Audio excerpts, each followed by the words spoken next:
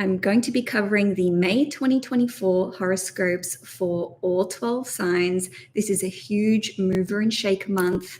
Before I go over the general information in the intro, just to introduce myself, my name is Cailin. I'm a tropical astrologer, so we'll be doing Western astrology using the whole sign system for this horoscope. Now, I'm going to be covering the conjunctions that we're having in May, which are all occurring in Taurus. So these are 5 new conjunctions, and I'll be looking at it in a more holistic overview sort of sense. So there'll be a major focus on these conjunctions and these new chapters that are starting in the sign of Taurus. And I'm also going to be focusing on Jupiter changing signs. So Jupiter will be entering Gemini for the first time in 11 years.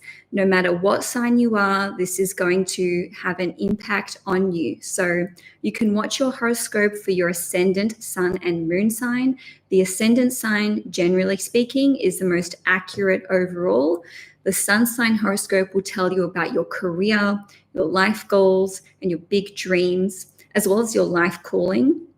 Whereas the moon sign horoscope will tell you about your emotional well-being, as well as your family, relationships, and property and living circumstances. So you can absolutely derive, let's say, important information from watching all 3 signs. So without further ado, let's get into it. I'm going to start off with Aries.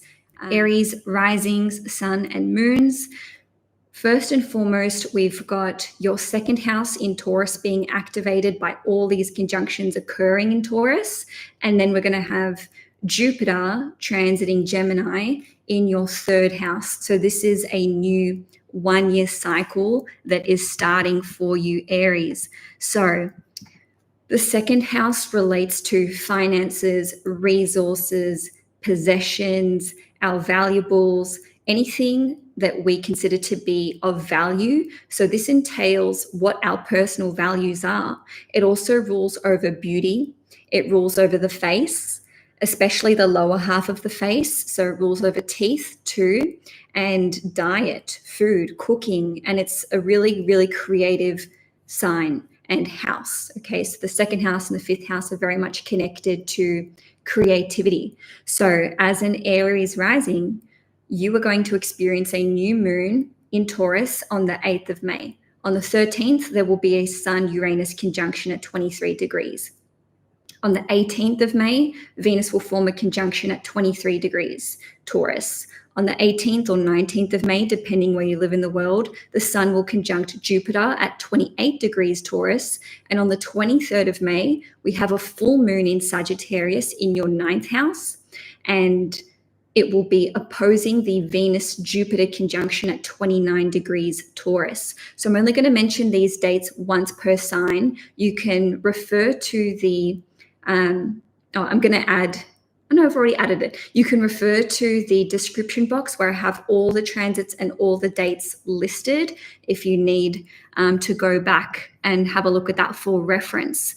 So with having a new moon plus 5 new cycles starting in your second house, this is actually activating multiple different houses for you because the Sun rules Leo. We've got Venus ruling Taurus and Libra. Anyway, I'm not going to go through all of the house rulerships necessarily, but just know that this collection of conjunctions in your second house indicates that you may be focusing on new ways of making money. There may be things that you need to invest in or want to invest in. You could be spending big, especially with the Sun-Jupiter conjunction in your second house. With this conjunction, all of these conjunctions actually only happen once a year. So to have all of them occur between the 13th and the 31st of May is enormous. There will, without a shadow of a doubt, be huge changes occurring when it comes to your finances, your resources, what you're spending money on, your attitude to savings and finances. You may be buying big, spending big. There could very well be cause for you to spend money unexpectedly, but this can also indicate windfalls of abundance. There may be a large lump sum of money coming in during May, and also money going out, okay? And I say this because Venus is conjuncting Uranus, but it's also going to conjunct Jupiter. So there can be huge changes in your value system when it comes to not just finances and resources, but what you want to spend money on. Maybe you are doing a huge decluttering, you're clearing out storage, you're making way for something new. Some of you may be investing in let's say getting work done on your teeth. Now, this could be for aesthetic purposes. Maybe you're getting them whitened, straightened, or even veneers. But for others of you, it may be that you are required to have some kind of, I'm just going to fix this. I'm only going to do this once or twice. If it happens again, it's coming down. I'm sorry, guys.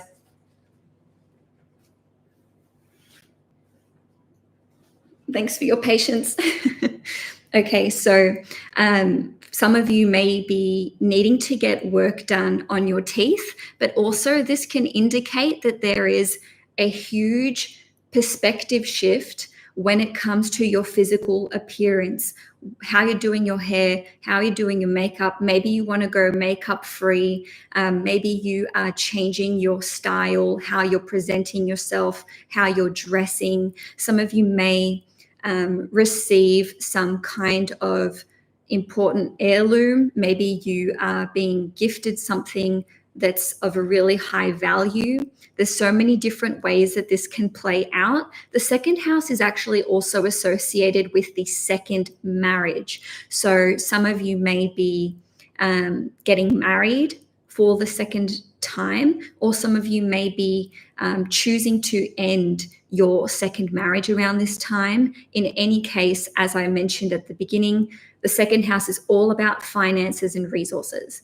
In saying that, it's also related to food, diet, cooking, gardening, etc. So some of you may decide that you want to learn about these things or embark on a new chapter. Maybe you're wanting to,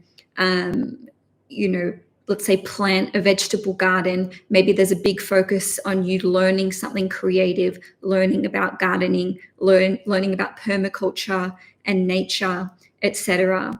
On a different note, the second house is, like I said, related to our values and very much our self-esteem. So there can be such an enormous focus on elevating your self-esteem, seeing yourself as far more valuable than however you've been seeing yourself or perceiving yourself to be up until now. And because we have Uranus and Jupiter involved in these 5 new cycles, there is a huge focus on education, wisdom, knowledge, expansion, growth, and also liberation. This comes through, when I say liberation, I actually mean freedom. Liberation's Uranus, never mind. But this can be about spending the next year in particular working on becoming financially liberated, financially free, maybe going off grid, not dependent on the system anymore, not dependent on receiving money or assistance or financial support from another person. And that doesn't just need to be financial, that can be any kind of resource. Okay, so there's a steep learning curve that you are undergoing when it comes to these second house themes. Now, while Jupiter rules over wisdom, knowledge, expansion, adventure, travel, freedom, etc., Uranus rules over sudden awakenings. It is considered to be the higher octave of Mercury. So Uranus actually is a learning planet, as is Jupiter. And it's all about liberation, rebellion, independence, as well as going to extremes. Both Uranus and Jupiter go to extremes in their own way. Okay, so we're not doing this, guys. we're not doing this. I'm not going to be dealing with this for the whole day. Just bear with me. I'm a perfectionist. Obviously, this wasn't done perfectly enough, but okay. As I was saying, Jupiter and Uranus go to extremes. So in some way, and they're both associated with learning. So in some way, there is an extreme and steep learning curve and this desire to go all in with something like as soon as the inspiration strikes. Okay, neither Jupiter nor Uranus are about patience. They're not about waiting. They're about going all in. So this is where spending big can come up. This is where, if you're interested in, let's just say there's the spark of interest in cooking. All of a sudden, you're going to classes, you're doing a several-month course with a chef, you're renovating your kitchen or whatever. Obviously, it's going to depend on what your finances permit for you in your situation. But again, such a big focus of this is on finances. So it could be like, okay, I'm going to invest in this, or I'm going to invest all of my mental power in learning about this so that I can become financially free and financially independent. Okay, so again, if you want to know those dates, please check the description box below.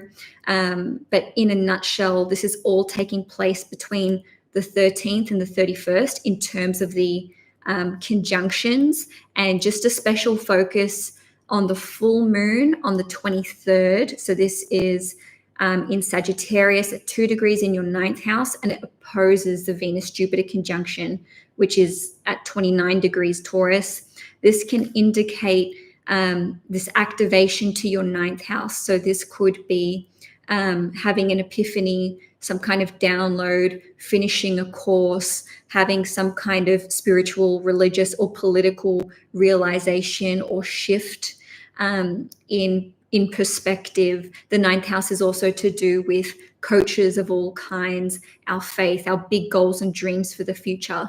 So there is something that's that you maybe started a month ago, 6 months, maybe even 18 months ago, that's coming full circle now. It doesn't necessarily need to be around that time period, but there is some kind of illumination taking place on around the 23rd of May. And with the Venus-Jupiter conjunction at 29 degrees Taurus, this is conjunct the Pleiades. Okay, this is a fixed star, a collection of fixed stars. So you are achieving the highest level of awareness possible when it comes to this conclusion or this ending or chapter that's drawing to a close with the full moon in Sagittarius. And that's because Jupiter rules over the full moon and it's conjunct Venus at 29 degrees. It can't go any higher in Taurus. And this is to do with your value system. Okay, so lastly for the month, let's talk about Jupiter entering the sign of Gemini. Okay, Jupiter has not been in Gemini for 11 years. No biggie. Jupiter takes 11 to 12 years to transit through all 12 signs of the zodiac. So that's why we haven't seen it there for so long. Jupiter is the greater benefic in astrology. Venus is considered to be the lesser benefic. Jupiter is all about, as we discussed just before, travel, adventure, wisdom, knowledge, understanding something in a holistic way, seeing the bigger picture, and becoming masterful in some kind of area of our lives. So because Jupiter is going through the 3rd house, this indicates that 3rd house themes and topics are of extraordinary importance to you over the course of the next 12 months, 1 year. This is a 1 year cycle, okay? And then on the 9th of June in 2025, Jupiter will go into Cancer. Okay, so for the next 12 months, there is a big focus on leveling up when it comes to your existing skill set. The third house rules over qualifications, licenses, things like apprenticeships, etc. So it's about procuring or acquiring skills and upskilling, whereas the ninth house is more about that higher level education, and it's more like on a philosophical level. Nevertheless, Jupiter going through the third house indicates that many of you Aries are going to be learning new things. Does that sound vague? Yes, that's because you're learning a stack of new things. But in saying that, Jupiter rules the ninth and the 12th house. So to me, this indicates that there could be a focus on languages, international relations, something to do with foreign cultures. This could be studying politics, religion, spirituality, even healing with Jupiter ruling over the 12th house. There can be a focus on music and creativity, as Jupiter rules the 12th house, and it's one of those creative houses. But nevertheless, the third house is associated with social media, YouTube, building websites, clients, sales, marketing. So you could be educating yourself in these areas. I anticipate that many Aries individuals will be learning a variety of different skills. So and some of you may be procuring vehicles, buying, selling. Doesn't just have to be cars. This could even be boats with Jupiter ruling over the 12th house. You could be learning how to drive a car. You could be getting your boat license. There's so many different ways that this could play out. This is an incredible time for sales, marketing, expanding your existing business, reaching more clients, and taking risks. That's and something that Jupiter likes to do. It likes to go beyond limitations and just seek out knowledge and expansion for expansion's sake. So there will be an enormous development here for you over the course of the next 12 months. This isn't like, okay, 25th, 26th of May rocks around and then boom, you're signing up to 12 different courses. No, this is going to be something that unfolds over this period of time. Okay, so again, Jupiter will enter Gemini on the 25th of May or 26th, depending where you live in the world. So for the most part, if you're in the States, it'll be on the 25th. If you're in Australia, like me, it'll be on the 26th of May. In any case, that's all I have for you for Aries, Sun, Moon, and Risings. If you enjoyed this video, please give it a thumbs up. And if you want to see more content on this channel, please hit the subscribe button. So this is for Taurus, Sun, Moon, and Risings. Taurus, this is the biggest month of the year for you, without a shadow of a doubt. And that's not because it's Taurus season. That's because of all of these new cycles that are occurring in your first house. Now, before I really get into it, I just want to say, if you're a Taurus ascendant, everything that I mention in this horoscope will be, let's say, activated for you more strongly than those who are Taurus Sun or Taurus Moon, meaning that it can touch on every different area of your life in an all-encompassing way. If you're a Taurus Moon, these shifts and changes are more likely to play out for you when it on the level, on an emotional level, I mean to say, as well as with respect to your relationships of all kinds, whether this is with your family, because the moon rules over family, your romantic relationship, and even your friendships as well, because the moon is a relationship-oriented planet. In saying that, the moon also rules over property and real estate, as well as our ancestry and lineage. So this can be where that focus is for you. Even if you're not a Taurus rising, this is still such a huge month, okay? This is still going to be the most memorable month of the year for you, guaranteed.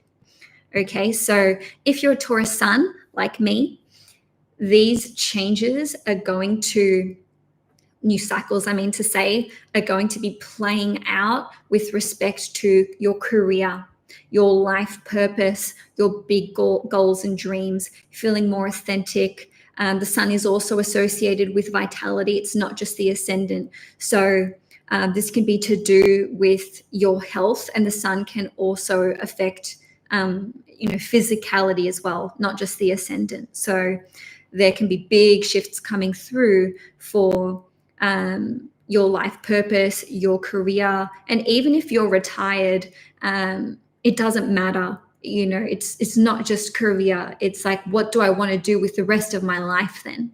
Okay, so I'm just going to go through those dates once, and if you need to refer back to them, you can check the transits and dates in the description box below. So we've got the new moon in Taurus at 18 degrees on the 8th of May. Then the first conjunction occurs on the 13th of May. This is Sun conjunct Uranus at 23 degrees. And then on the 18th of May, we'll have Venus conjunct Uranus also at 23 degrees, which I might add is the Aquarius Uranian degree in and of itself. On the 18th or 19th of May, depending where you live in the world, we're going to have the Sun-Jupiter conjunction in Taurus at 28 degrees. By far and large, this is the most auspicious conjunction. This is the big one, okay? So then on the 23rd of May, we will have the Venus-Jupiter conjunction. So we've got the two most benefic planets, which are associated with wealth, abundance, and healing. Jupiter's more healing, coming together, excuse me, in a conjunction at 29 degrees in Taurus. So again, that's on the 23rd of May. And just a few hours later, we've got that full moon in Sagittarius in your 8th house at 2 degrees opposing Venus and Jupiter. And then lastly, on the 31st of May, we'll have Mercury conjunct Uranus at 24 degrees. Okay, so we've got 5 new cycles. I don't want you to focus too much on the dates because they're almost not important, in the sense that these conjunctions span from the 13th to the 31st. So, this whole time period, and even in the weeks and months to follow, you're going to be implementing these changes, feeling these changes, feeling the shifts in your body, feeling the impetus and the desire to move your life in a number of different directions. And as a fellow Taurian, I know how stubborn we can get. I know how stuck in our ways we can get. Taurus is the most stubborn sign. It's the most fixed sign. It takes the most to move, okay, the most to motivate it to move. So when a Taurus changes direction, and this can be where they're living, their relationships, friendships, and career, or just big life goals and changes, when a Taurus changes in any of those departments or anything else you would consider to be a big, even health as well, when they're deciding to, get fit and healthy if they're not already, so much has built up to that point because they don't do anything slowly. So if a Taurus suddenly changes direction, it's because they have felt enormous pressure to do so for a long time, and it's building up and it's building up and it's building up. So I have no doubt that we're going to be shocking a lot of people. Family and friends are going to be like, what the hell is going on with you? What's happened to you? It seems overnight because it involves Uranus. It seems extreme because it involves Jupiter and Uranus, but it's not really. It's just we've gotten to a point where we can no longer go in that direction because it's untenable. It's not feasible. We've just discovered a new way, a better way. Okay, so, and, it really entails all of those aforementioned areas. We are going to be focused on health, physical appearance, how we present, how we carry ourselves. Like for me as a Taurus, I want to focus on posture. This is something I've mentioned in a previous reading, and it's come up for me, like literally how one carries oneself, how they speak, how their voice sounds. This is for all of you, okay? Taurus rules over the throat. It rules over the throat chakra. This is why typically speaking, the most gifted singers with these raw natural talents are Taurians. Look at Adele, just as, a primary example. But then Taurus is also associated with gardening, cooking, music, the five senses, beauty. We've got lots of, let's say, people who are makeup artists, hairstylists, fashion designers, jewelry designers, perfume. What's the word for perfume? Perfume creators. This is the Taurus domain. Okay, so there's the aesthetic side of making things beautiful, and then there's the hands-on side, getting your hands in the soil, making things with your hands, pottery, crochet, whatever. So Taurians are really going to finally feel courageous enough to, pun intended, take the bull by the horns and enact this change, which has been in order. This has been in the making for some years. Okay, so since Uranus entered Taurus, which I should have looked up the year before, it was either 2017 or 2018. I'm inclined to say 18, but nevertheless, we've just been ramping up to these big changes. So with these conjunctions taking place in the first house, and Venus conjunct Uranus and Venus conjunct Jupiter, this is the planet that rules Taurus. Okay, so whenever your planet is involved in let's say the major aspects, especially conjunctions, you have a hand in this. This affects you so personally. And, this doubles down on the fact that it's happening in your first house. So the biggest changes are coming to you following these 5 new cycles that are starting in May. The biggest blessings, okay, the biggest changes and the biggest blessings. So I see Taurians finally breaking out of ruts, being their authentic self, pursuing the more creative, aligned path. And because we're going to have, these conjunctions to Uranus, and all of them taking place, every new cycle, every conjunction in Taurus happens in the first house. This automatically opposes the 7th house. So what you do for you affects your relationships. Now, because we have Jupiter involved in these conjunctions, we've got blessings coming in. We've got people who support us, probably teachers coming in, new mentors. Maybe you want to learn something new. You're dedicating yourself to learning about Taurus themes, right? And these are going to mirror the themes of the 2nd house, which we'll go into in a moment. But gardening, cooking, creativity, finances, resources, etc. But this applies to you and your physical body. So spending money on yourself, investing in yourself, investing in your appearance, investing in your gifts, investing in your talents, investing in your health, investing in your career as well with the Sun-Jupiter conjunction. Many of you may be retiring around this time or even coming out of retirement. So again, we've got this support coming in because of the Jupiter influence. But with these conjunctions to Uranus, of which there are 3, right? Sun-Uranus conjunction, Venus-Uranus conjunction, Mercury-Uranus conjunction, you're also going to be rubbing some people up the wrong way.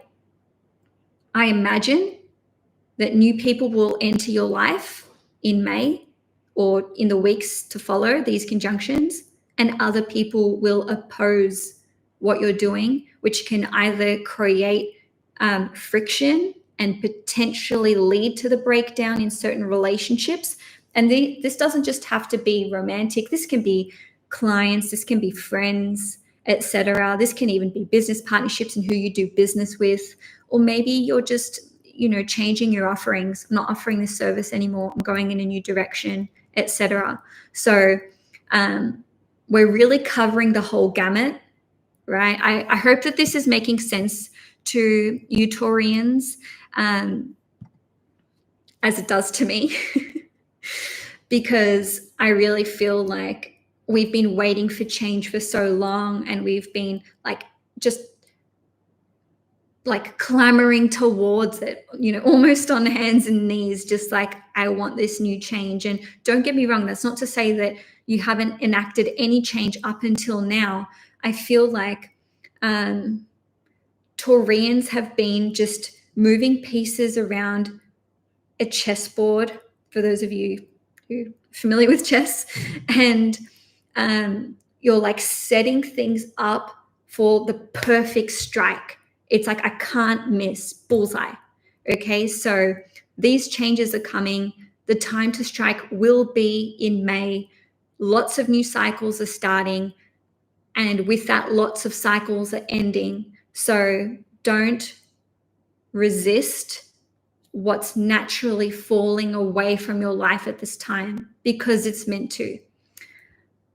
Before I move on to talking about Jupiter transiting Gemini, I just want to say to you Taurians, it's safe. It's safe for you to move on and to build your life afresh. Lots of you know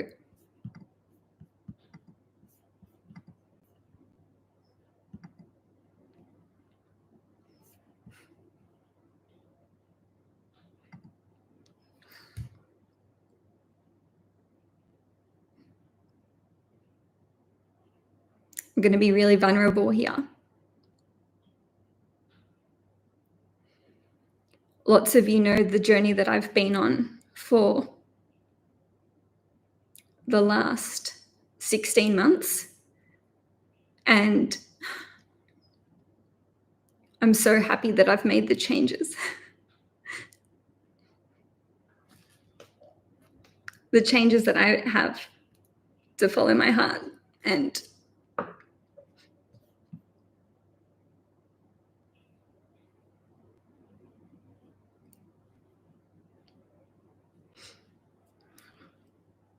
thank you for being patient with me. I wish all of you strength, healing, courage, fearlessness, bravery, adventure, love, joy, happiness, and healing.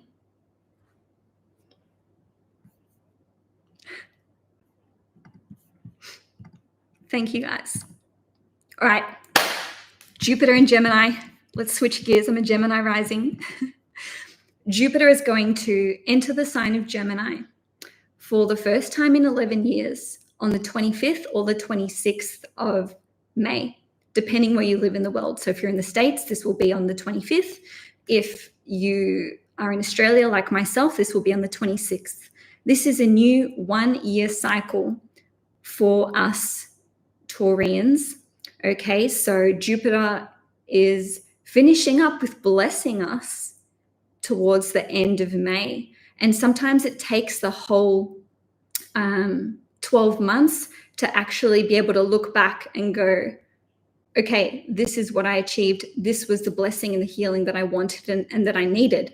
With Jupiter entering your second house, now, again, Taurian themes are being activated because the second house is associated with Taurus. So this indicates an increase in finances, an increase in resources, investing in new resources. Okay, so there may be some big purchases while Jupiter goes through your second house. But in saying that, you can also generate new streams of income, find new ways to make money. In fact, many Taurians will just want to learn more about finances and resources. What am I really spending money on? What am I really going to be investing in?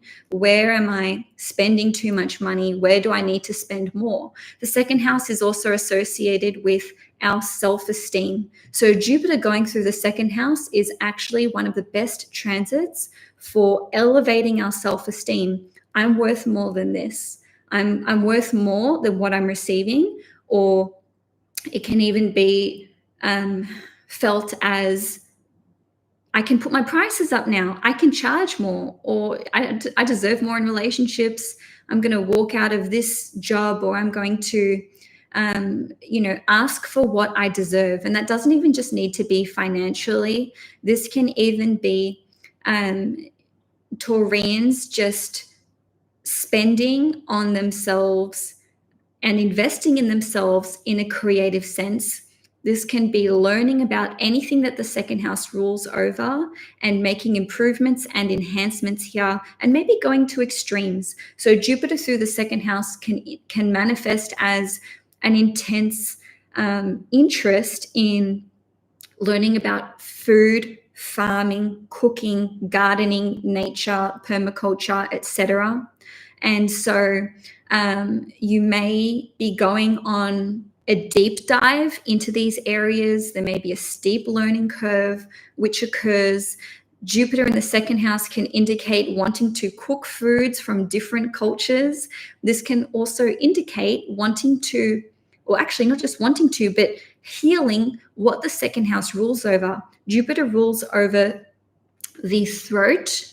It rules over the face, especially the lower half of the face, and it rules over the teeth. So if you have issues with your teeth, with your mouth, with your gums, Jupiter going through the second house can indicate healing in this area.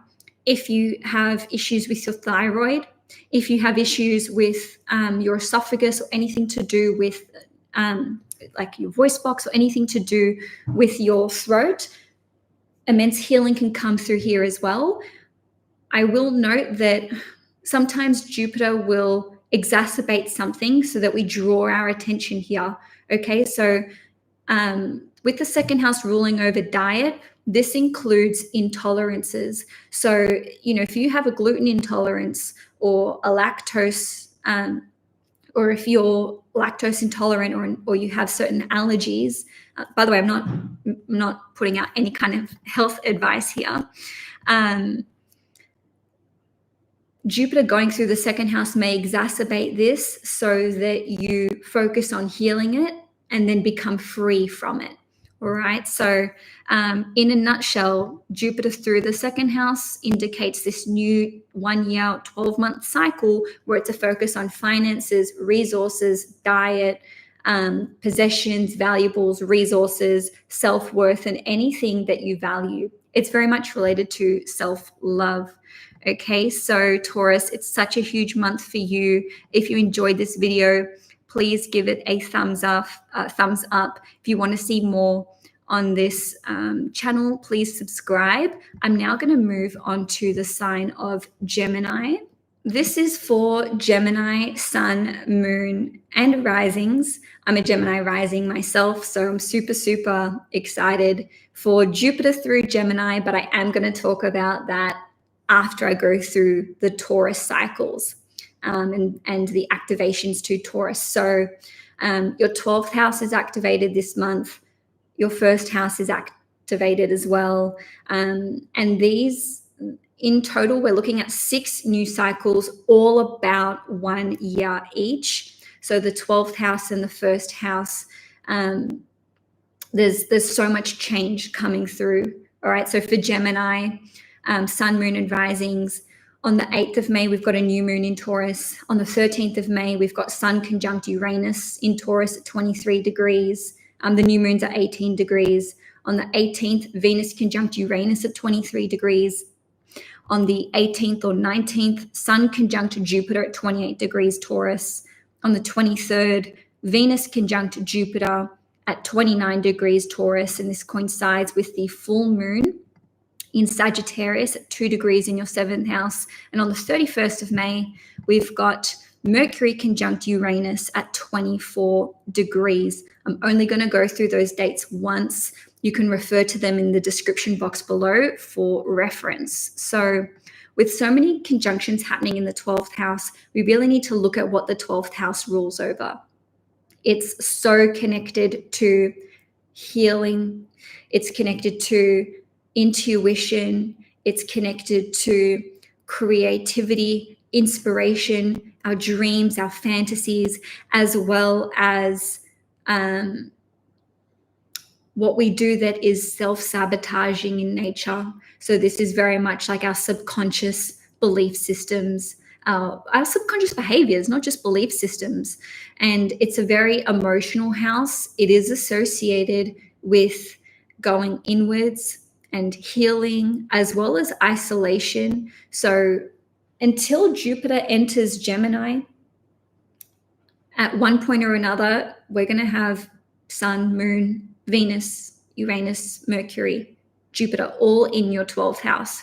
So this can indicate that this could be a very quote unquote antisocial time for you, but it's about just going within, healing before Jupiter enters Gemini at the end of the month. So there may be lots of emotional ups and downs.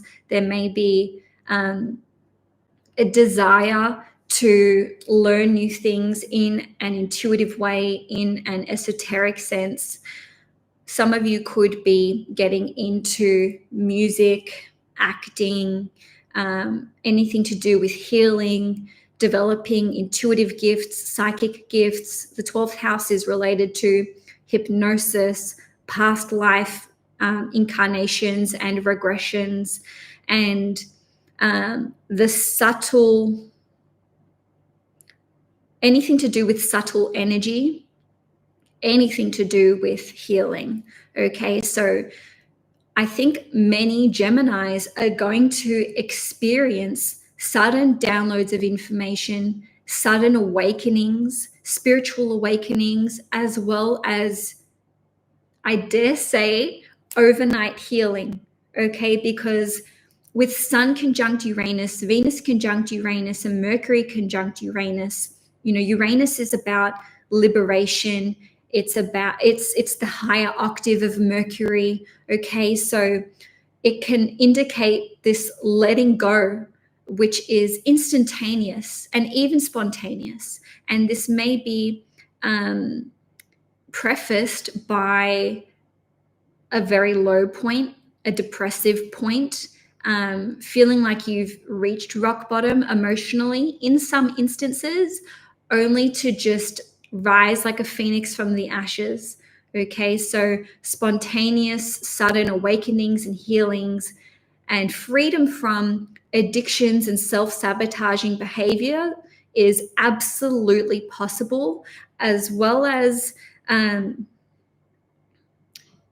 a sudden self-awareness, the likes of which you've never experienced before. So this can indicate that you are connecting to your deeper self, the unconscious parts of yourself. Some of you may have prophetic dreams, premonitions, clairvoyant visions, the activation of intuitive and psychic abilities, and even mediumistic abilities, which may have laid dormant either up until sometime this month or in May, let's say, or even, since you were a child, or maybe these have been intuitive gifts that you haven't looked at or touched because you've been, too scared. The 12th house is one of the houses that's associated with addiction, as well as self-medication, fears, and let's say repressed emotions. So in terms of how it's going to play out for you, it depends how connected you are to your spirit, to your higher self, to spirit, or God, or whatever your perception or take on a divine being is. Not that you have to have one, but again, however far along you are with connecting to these more subtle realms and energies, and however connected you are to your emotions, this how this month plays out is going to really be on, what am I trying to say? It's going to be on a scale, right? And I don't want to say how healed you are, but how focused you are on letting things go, how focused you have been on,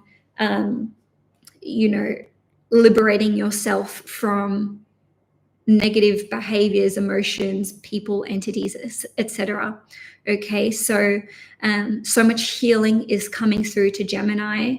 Geminis sun, moons, and risings. Okay, so in saying that, the 12th house is associated with foreign countries and faraway places. We talked about music, creativity, also poetry, creative writing, fantasy writing. The 12th house is associated with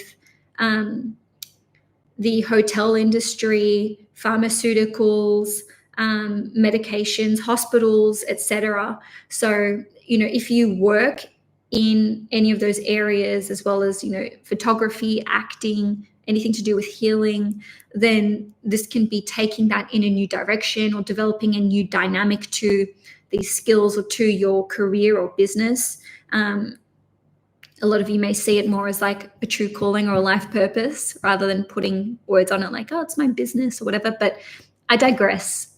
There's obviously a huge range of new cycles that are taking off for you, and it's going to affect every area, almost every area of your life, because it activates the house rulers of many different houses. And of course, our ruling planet Mercury is involved in the Mercury-Uranus conjunction on the 31st. So that can very well be a time where you have incredible downloads of information, sudden ideas for innovation, invention, and moving on though. Okay, so on the 25th or the 26th of May, depending where you live in the world, Jupiter is going to enter the sign of Gemini for the first time in 11 years. So this is a new 1-year cycle for Geminis. We haven't experienced this, like I said, in 11 years. So this will be until the 9th of June 2025.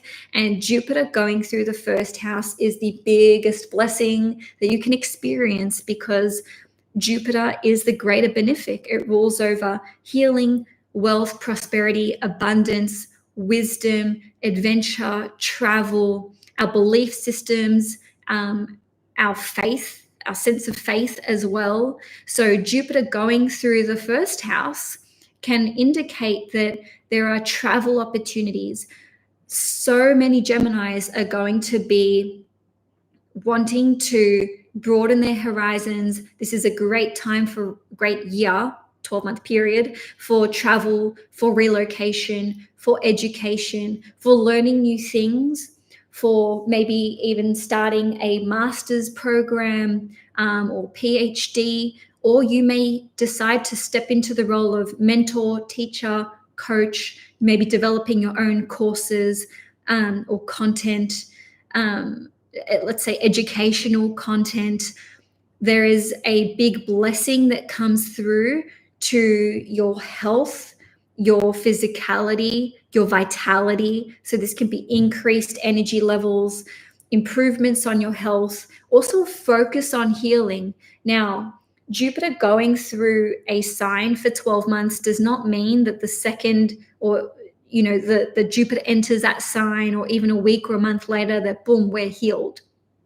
No, there's a whole retrograde period of 5 months. So there's like this integration period which is taking place. And if I recall correctly, Jupiter will station retrograde at 21 degrees, which is the Jupiter Sagittarius degree, sometime in October.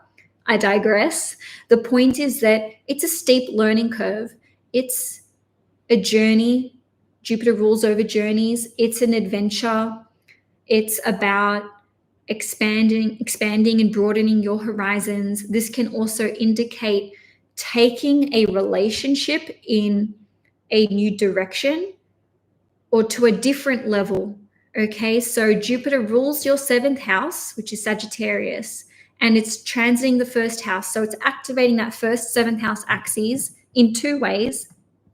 Okay, and basically for some of you, this can be the time where you meet someone new, meet the love of your life, get into a relationship. If you're already in a relationship, this can indicate maybe getting engaged, getting married, or a deep healing experience can occur for the both of you. For others of you, this will indicate liberation, or let's say freedom, from a relationship. Okay, so getting out of a relationship. I myself am going to have my divorce become official only after Jupiter has entered Gemini. But in saying that, I'm in a new relationship which occurred when while Jupiter was in Taurus, which is also one of my signs. So you can see how Jupiter going through your sign can activate the changing of relationship dynamics on every conceivable level. Now, maybe some of you will be like, oh, that means anything can happen, and blah, blah, blah, blah, blah. No, it doesn't. It means that your relationships won't remain the same. If you're in a relationship, it will not remain the same. It'll either improve or, it'll go potentially the other way. If it does go the other way, I strongly believe that will be at your behest. That will be your decision, not your partner's. Not your partner bringing that decision to you. But by far and large, this is an overwhelmingly positive transit. This is what people wait 11 to 12 years for. Oh, I can't wait for Jupiter to go through my sign and da, da, da, da, da.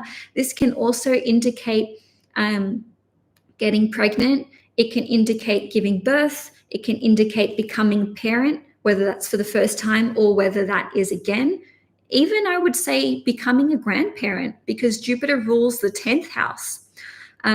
So this is like your status changing somehow.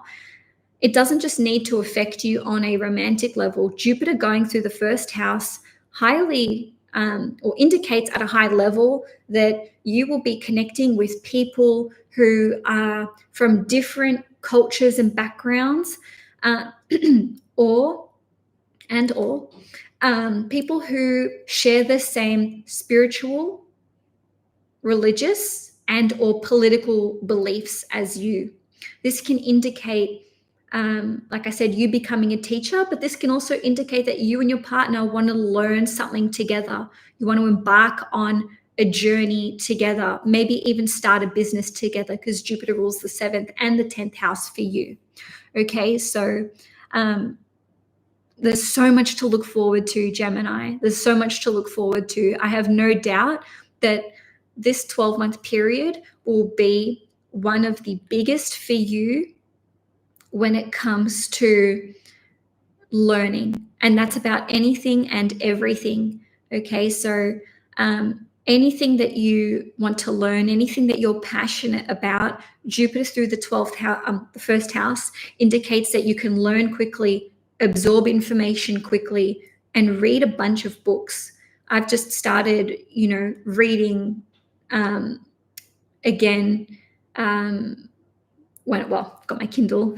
Just in the last few months, as Jupiter gets closer to my sun. Okay, so there's just such potential for healing, learning, travel, and improvement to relationships, as well as, oh my God, I nearly finished the reading without touching on this.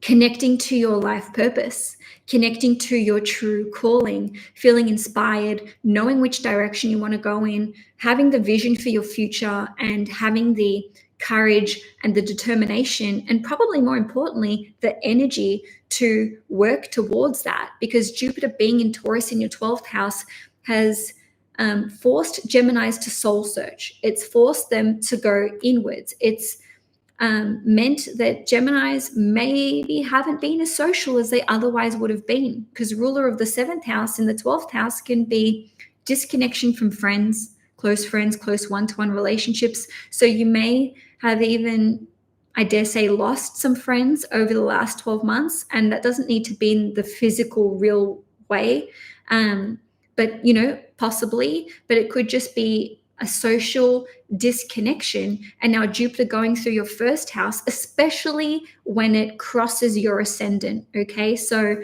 if you're 22 to 29 degrees Gemini, this is going to happen in 2025, like you feeling the full experience of the blessings.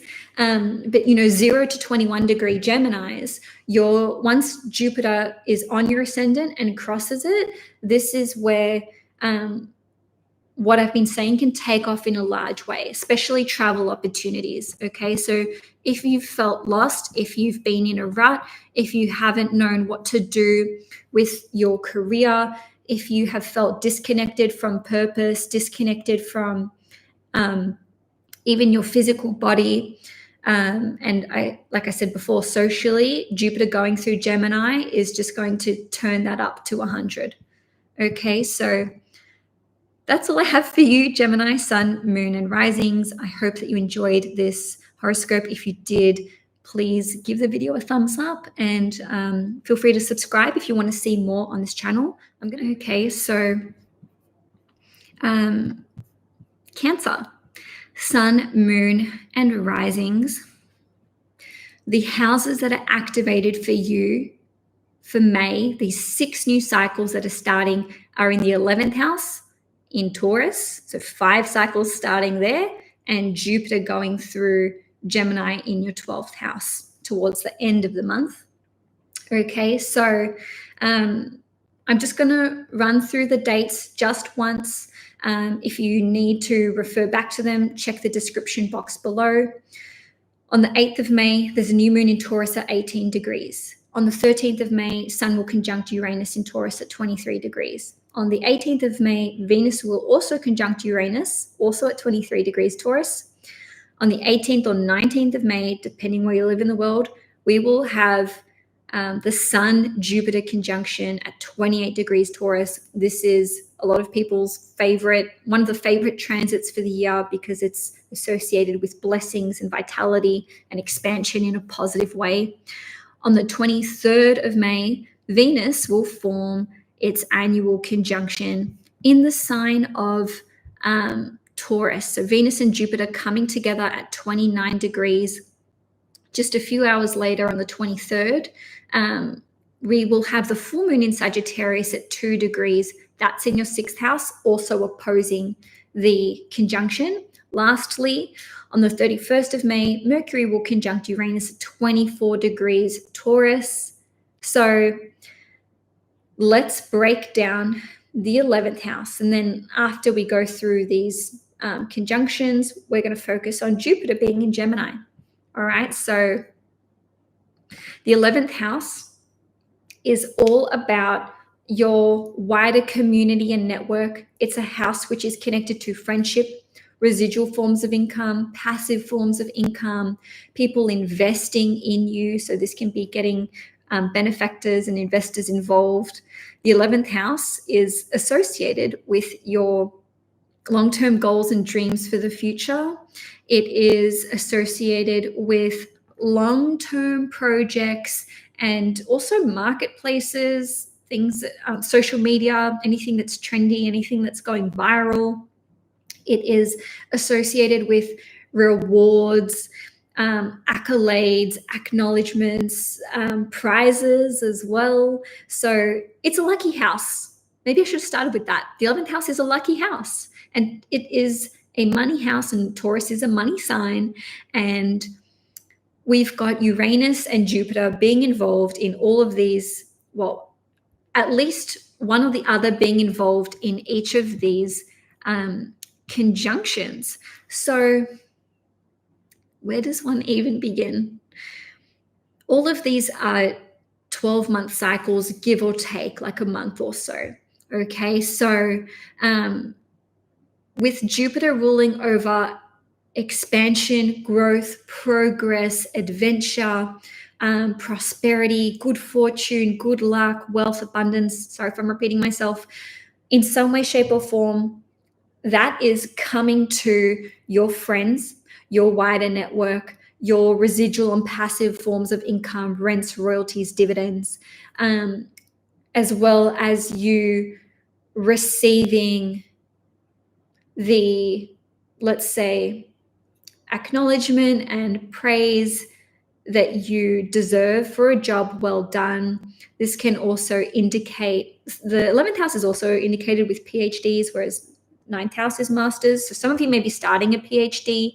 In any case, I imagine that many Cancerians are going to be focusing on developing passive forms of income, residual forms of income. Some may be coming in, existing ones may be leaving. Okay, but I don't want to say like it's a replacement scale of 1 to 1, but it's like definitely things are leaving your life. Okay, especially friendships, people in your wider network and community. And this doesn't have to be in a negative sense. I think for many Cancerians, this is just like, I'm focusing in a new area of my life. I want to focus on different connections. I want to be in alignment with like-minded individuals, but ones whom I can grow from or learn from and grow with, and just be held in a beautiful, supportive way. The new moon at 18 degrees on the 8th of May kickstarts this, and the moon is your ruling planet. So even if you have no Taurus in your chart, this is still impacting you in such a big way. So I think many Cancerians, especially Cancer ascendants and moons, will be making new friends, developing new communities, being welcomed into new communities. And this can indicate maybe starting new social media platforms, a new online business. Maybe you want to learn something online. Maybe you want to teach something online. This can indicate making friends online as well. This can indicate going into business with other people. This can indicate starting to work on long-term goals, dreams, and plans that potentially take a year to carry out. But let's not forget that we had the Jupiter-Uranus conjunction take place about 9 days ago now on the 21st of April, and that kickstarts a new 13, 14-year cycle. Okay, so what you start around May or maybe even in June, some of it may have like a 12-month period, but this could be like working towards this real long-term goal or long-term vision or plan that you have for your future. Okay, so there could be opportunities to collaborate with other people that come out of the blue. On the 23rd of May, as I said, there's a full moon in Sagittarius in your 6th house at 2 degrees, and it opposes that Venus-Jupiter conjunction.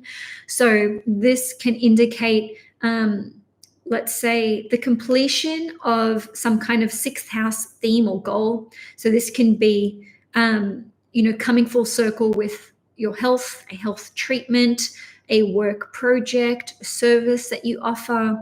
You may decide to even like let go of one of your employees. This can indicate that you are concluding or completing some kind of, let's say, daily admin task, even if it's like a mundane task. There's something that's, you're finally like putting to bed. But there's some kind of blessing that's happening here for you, because Venus and Jupiter are the two benefic planets, and they are conjunct, opposing this moon, and Jupiter rules over the full moon. Okay, so the word winning comes to mind, like you've won at something, you've achieved this goal, you can, lay it to rest, sort of thing. Okay, so like I said, the 11th house is hugely, hugely activated for you Cancerians. So if you've been struggling with your wider network, with your community, with friends, even older siblings as well, this indicates a new chapter that is starting.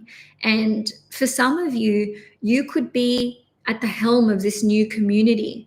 You could be at the center, meaning that you're starting it, you're forming some kind of circle. And maybe this is to do with the sharing and the exchange of produce, goods, possessions, valuables, because it's in the sign of Taurus. So maybe you're developing a social media page or some kind of app which is associated with finances, resources, maybe cryptocurrency. or something that you do could go viral or take off or reach a large or wide audience. So if you do have an online presence, this is a great time to launch something or to start something new. More so start something new, but it doesn't have to be entirely new. I hope that makes sense. Okay, Cancer. So now let us focus on Jupiter changing signs. So Jupiter is going to enter your 12th house for the first time in 11 years. So it will be transiting Gemini from, let's say, the 25th or 26th of May, depending where you live in the world, until the 9th of June in 2025, at which point it will enter your sign. So you don't have long to wait. In any case, Jupiter will bless whatever house it is transiting. Okay, so this could be related to a number of different things, but the 12th house is largely associated with our intuitive gifts and psychic abilities. So I know you Cancers are intuitive. You guys know you're intuitive. This can be the doubling down on these intuitive abilities and these psychic abilities. And you may decide that you want to take on some kind of formal training. Okay, so if you've always had clairvoyant abilities or mediumistic abilities, maybe you decide that you want to take a course or seek some kind of training or mentorship, especially because Jupiter rules your 9th house, which is Pisces. You may decide that you want to go into this area or something to do with healing for your work, for your daily work, because Jupiter rules over the 6th house. And it's going into the 12th house. Okay, so the 12th house is associated with compassion, healing, unconditional love, the collective unconscious, as well as charities and donations. So when Jupiter goes through the 12th house, we can really be letting go of things that no longer serve us. We can be more compassionate. We can get involved in charities. You may be inclined to donate items or donate your time. This can be a period, well, look, it's kind of juxtaposed by the conjunctions occurring in your 11th house. So on one hand, your social life is getting a hard rewiring, but on the other hand, there is this, let's say, desire to be by yourself often. So, you may kind of swing from one to the other in terms of how you feel. I would say probably that if you do socialize, if you choose to connect with other people, that you place a very high level importance on it being with other like-minded individuals who are focused on healing, who are compassionate, who are loving, who are non-judgmental, and who are accepting, and who you feel comfortable with to be your raw and vulnerable self. The 12th house is associated with creative writing, poetry, photography. It's associated with acting. It rules over the pharmaceutical industry, the hotel industry, anything to do with retreats.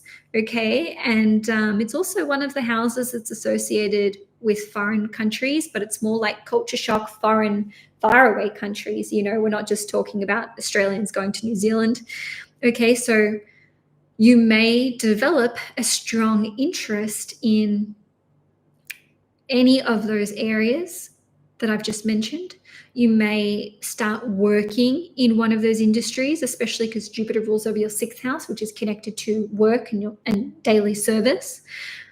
Jupiter in the 12th house is actually one of these transits which allows you to travel, permits travel. And I say that because the 12th house rules over these foreign, faraway countries and places. And in your case, Jupiter rules over the 9th house and it's going into the 12th house. So I imagine that any travel that you do will be to a foreign, faraway country, will be for potentially spiritual reasons, so a spiritual or religious pilgrimage, or it will be for educational purposes. Okay, so again, this is a 12-month transit. Jupiter going through the 12th house indicates that a deep, deep level of soul searching is going to take place, as well as healing. And this can indicate you healing other people as well. All right. So if I didn't mention it already, the 12th house is associated with, I definitely didn't mention this, yoga, meditation, music, sound healing. So for me, while Jupiter was in my 12th house, I started doing a sound healing course. So now I have my singing bowls. Probably can't hear that because couldn't use my microphone today. But in any case, there can be this focus on healing through sound, right? Healing through music, maybe creating music as well. And if you do work in the music industry in some capacity, you can experience, let's say, expansion in the work that you do and in your career. All right. So Cancer, that's about all I have for you for this month. If you enjoyed this horoscope, please give it a thumbs up. If you'd like to see more content on this channel, please hit the subscribe button. I'm going to move to Leo in a moment. This is for Leo, Sun, Moon, and Risings. Leo, your 10th and 11th houses are going to be activated in the month of May. This isn't a 1-week thing or a 2-week thing. We have 6 new cycles that are starting, and each cycle is about 12 months long, 1 year long. Okay, so a lot of change is taking place. Just one moment.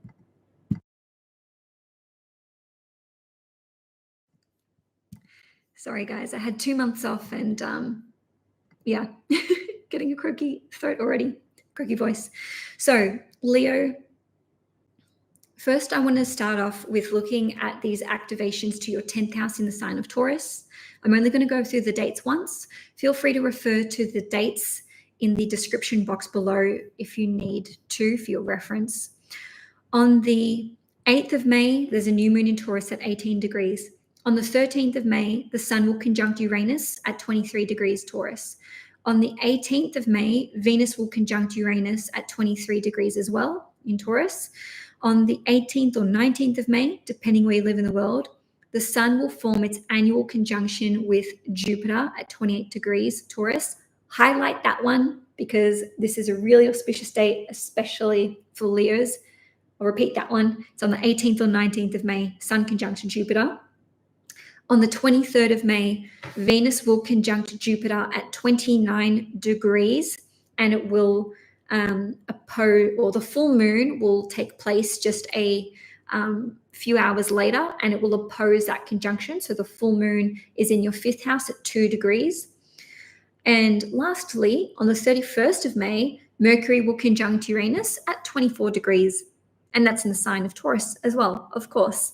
So the reason why this is a huge month, or let's say new set of cycles taking place for Leo, is because the 10th house is the house which represents changes in status. It represents your career, the highest level of responsibility that you will undertake in your life. And activations and transits to the 10th house essentially act as a catalyst for huge changes when it comes to status. Now, what do I mean by status? I don't just mean, popularity. Actually, the 11th house is to do with popularity. The 10th house is not. But this can indicate what's happening with respect to your career, whether you're employed or not, whether you work for someone else or are self-employed, whether you work casual, full-time, or part-time. The 10th house also represents your relationship status. So for a person this is my belief, and this is based on my observations, having been an astrologer for several years and done many, many charts. for your relationship status to change. And that can be dating to official, official to engaged, moving in together, starting a family together, getting married, getting divorced, breaking up. The 10th house must be activated in some way. It doesn't mean a planet must transit that.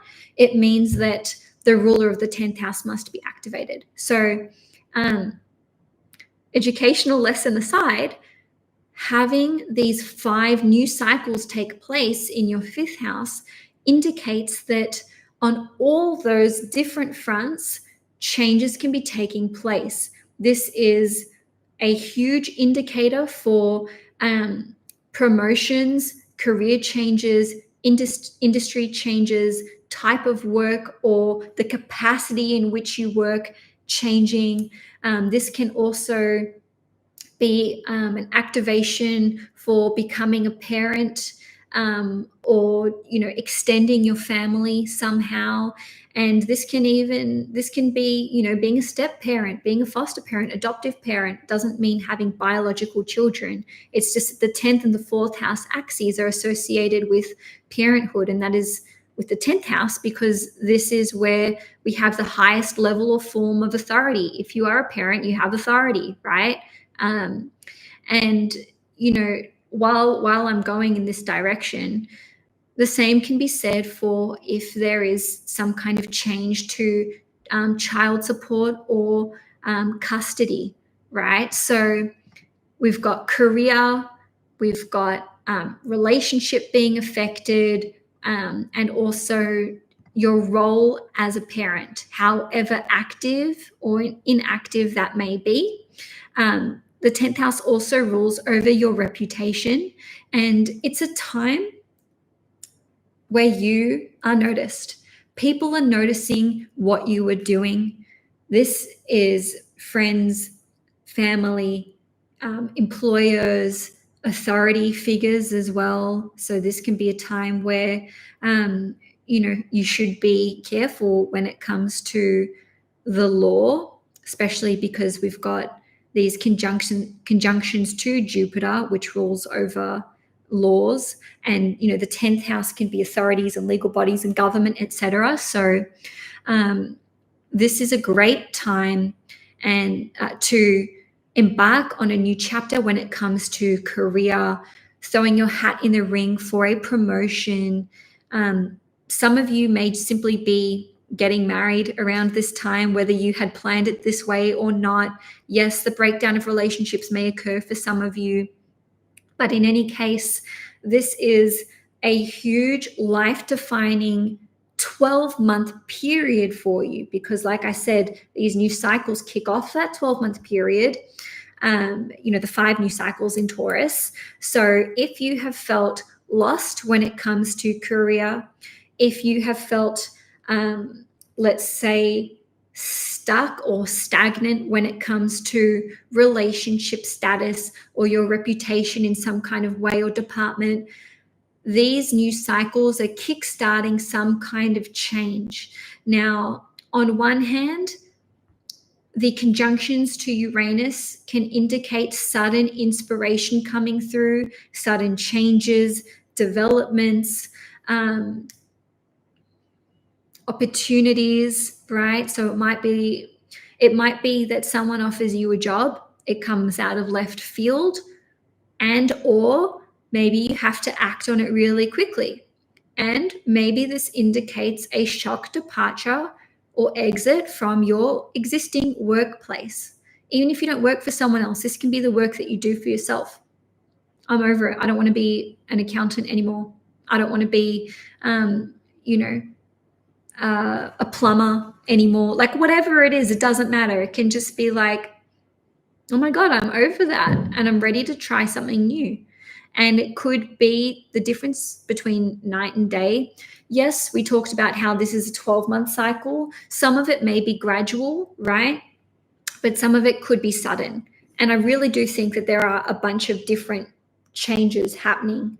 And these can very well affect, as I said, career, relationships, but friendships too, because Mercury and Uranus are both associated with friendships. So this can indicate going into business with your significant other, especially because Uranus rules over your 7th house. So lastly, before I move on to the Jupiter and Gemini transit, just want to touch on the full moon in Sagittarius. This is occurring in your 5th house on the 23rd of May, and it will oppose the Venus-Jupiter conjunction at 29 degrees Taurus in your 10th house.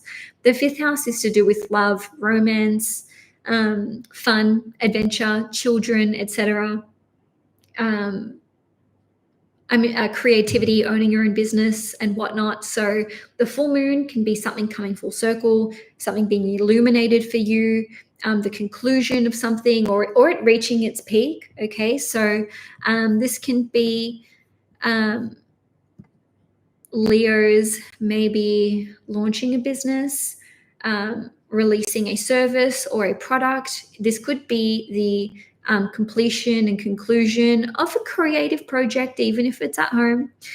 This can be you possibly having this change of relationship taking place around this time, especially because the 5th house is connected to love and romance and dating. So maybe you're taking a break from dating, entering a relationship, or even just going on a date, getting out there, jumping on a dating app, possibly. And this can also indicate a chapter coming to a close in the life of one of your children, which is significant in some way and seems to be associated with finances, resources, and or potentially self-worth. Okay, so now let's move on to Jupiter entering Gemini. So Jupiter will enter Gemini on the 25th or the 26th of May, depending where you live in the world. This is a 12-month cycle. It will, sorry, completely lost my train of thought. Move into Cancer on the 9th of June in 2025. You have not experienced this transit in about 11 years. So, no biggie. Just kidding. It is a biggie. And hey, the 11th house is a lucky house. It's associated with good luck, fortune. It's a money house. It's where we receive acknowledgement and praise and rewards. Not that it's all about that, but let's just say that, you complete a project, you launch a business, you develop something new, or even just do a good job at work. This can indicate the benefits that you receive from it's like your hard-earned work being rewarded in a way that you deserve. It's one of the social houses as well as money houses. So Jupiter going through the 11th house can mean more friends, expanding your network.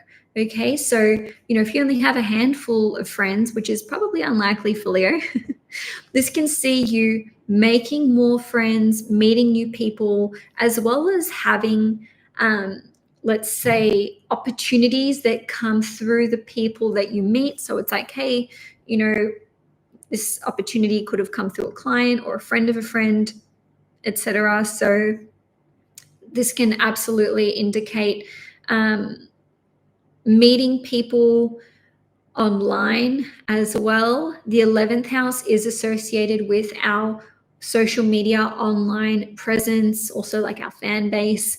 So, this can indicate you potentially starting a new social media page, or if you already have an online presence, this can expand exponentially and reach a much wider audience. I mentioned it before, but the 11th house is money house. So this is about, this can represent residual forms of income, passive forms of income, our rents, royalties, dividends, etc. And so this can be the development of that. So developing new streams of residual or passive forms of income. But in saying that, the 11th house can also be benefactors. This can be someone investing in our talents and our gifts, especially because Jupiter rules your 5th house, which is creativity, and it rules your 8th house, which is mutual resources. So For some of you, someone could be investing in your long-term goals and dreams, or supporting you, coaching you, sharing helpful tips and advice. Or this could be you and another person combining your mutual resources to work on a long-term goal or project together. The 11th house is associated with inventions, innovations, as well as events, right? So you could be attending a lot of social events, just inventing something new. This can be a very creative and innovative time for you, especially when it comes to the themes of Gemini, which is associated with vehicles, transport, and even just the education system. So, educating oneself. So you could be doing a lot of learning online, or perhaps even teaching online. Okay. And lastly, because Jupiter is in your 11th house, it also opposes your 5th house, and that opposition can trigger the 5th house. So this can be a 12-month period where you are more creative, where you may be dating on the dating scene more. You can enter into a relationship, or you can be starting a family or expanding your family.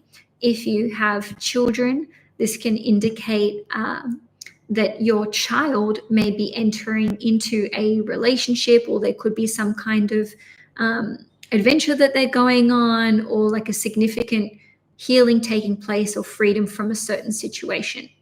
Or maybe your child is actually, no, I'm going to leave it there. Okay, so Leo, if you enjoyed this horoscope, please give it a thumbs up. If you'd like to see more content on this channel, please hit the subscribe button.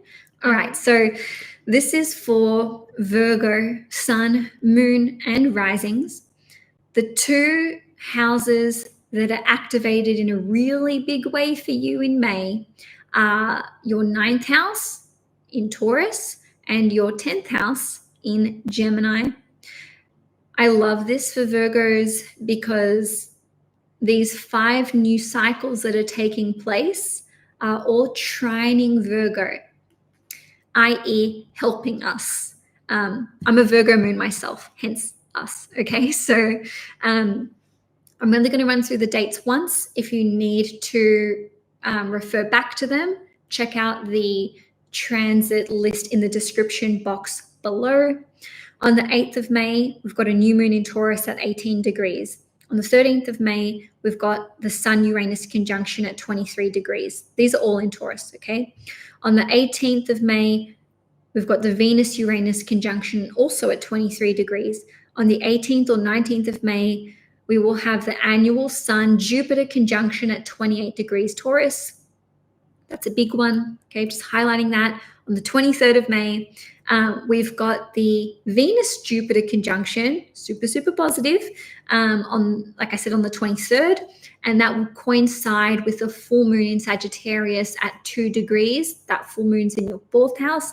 Lastly, we've got the Mercury-Uranus conjunction at 24 degrees Taurus. Mercury is our ruling planet, so anytime it's involved in aspects, especially conjunctions, well, it's significant.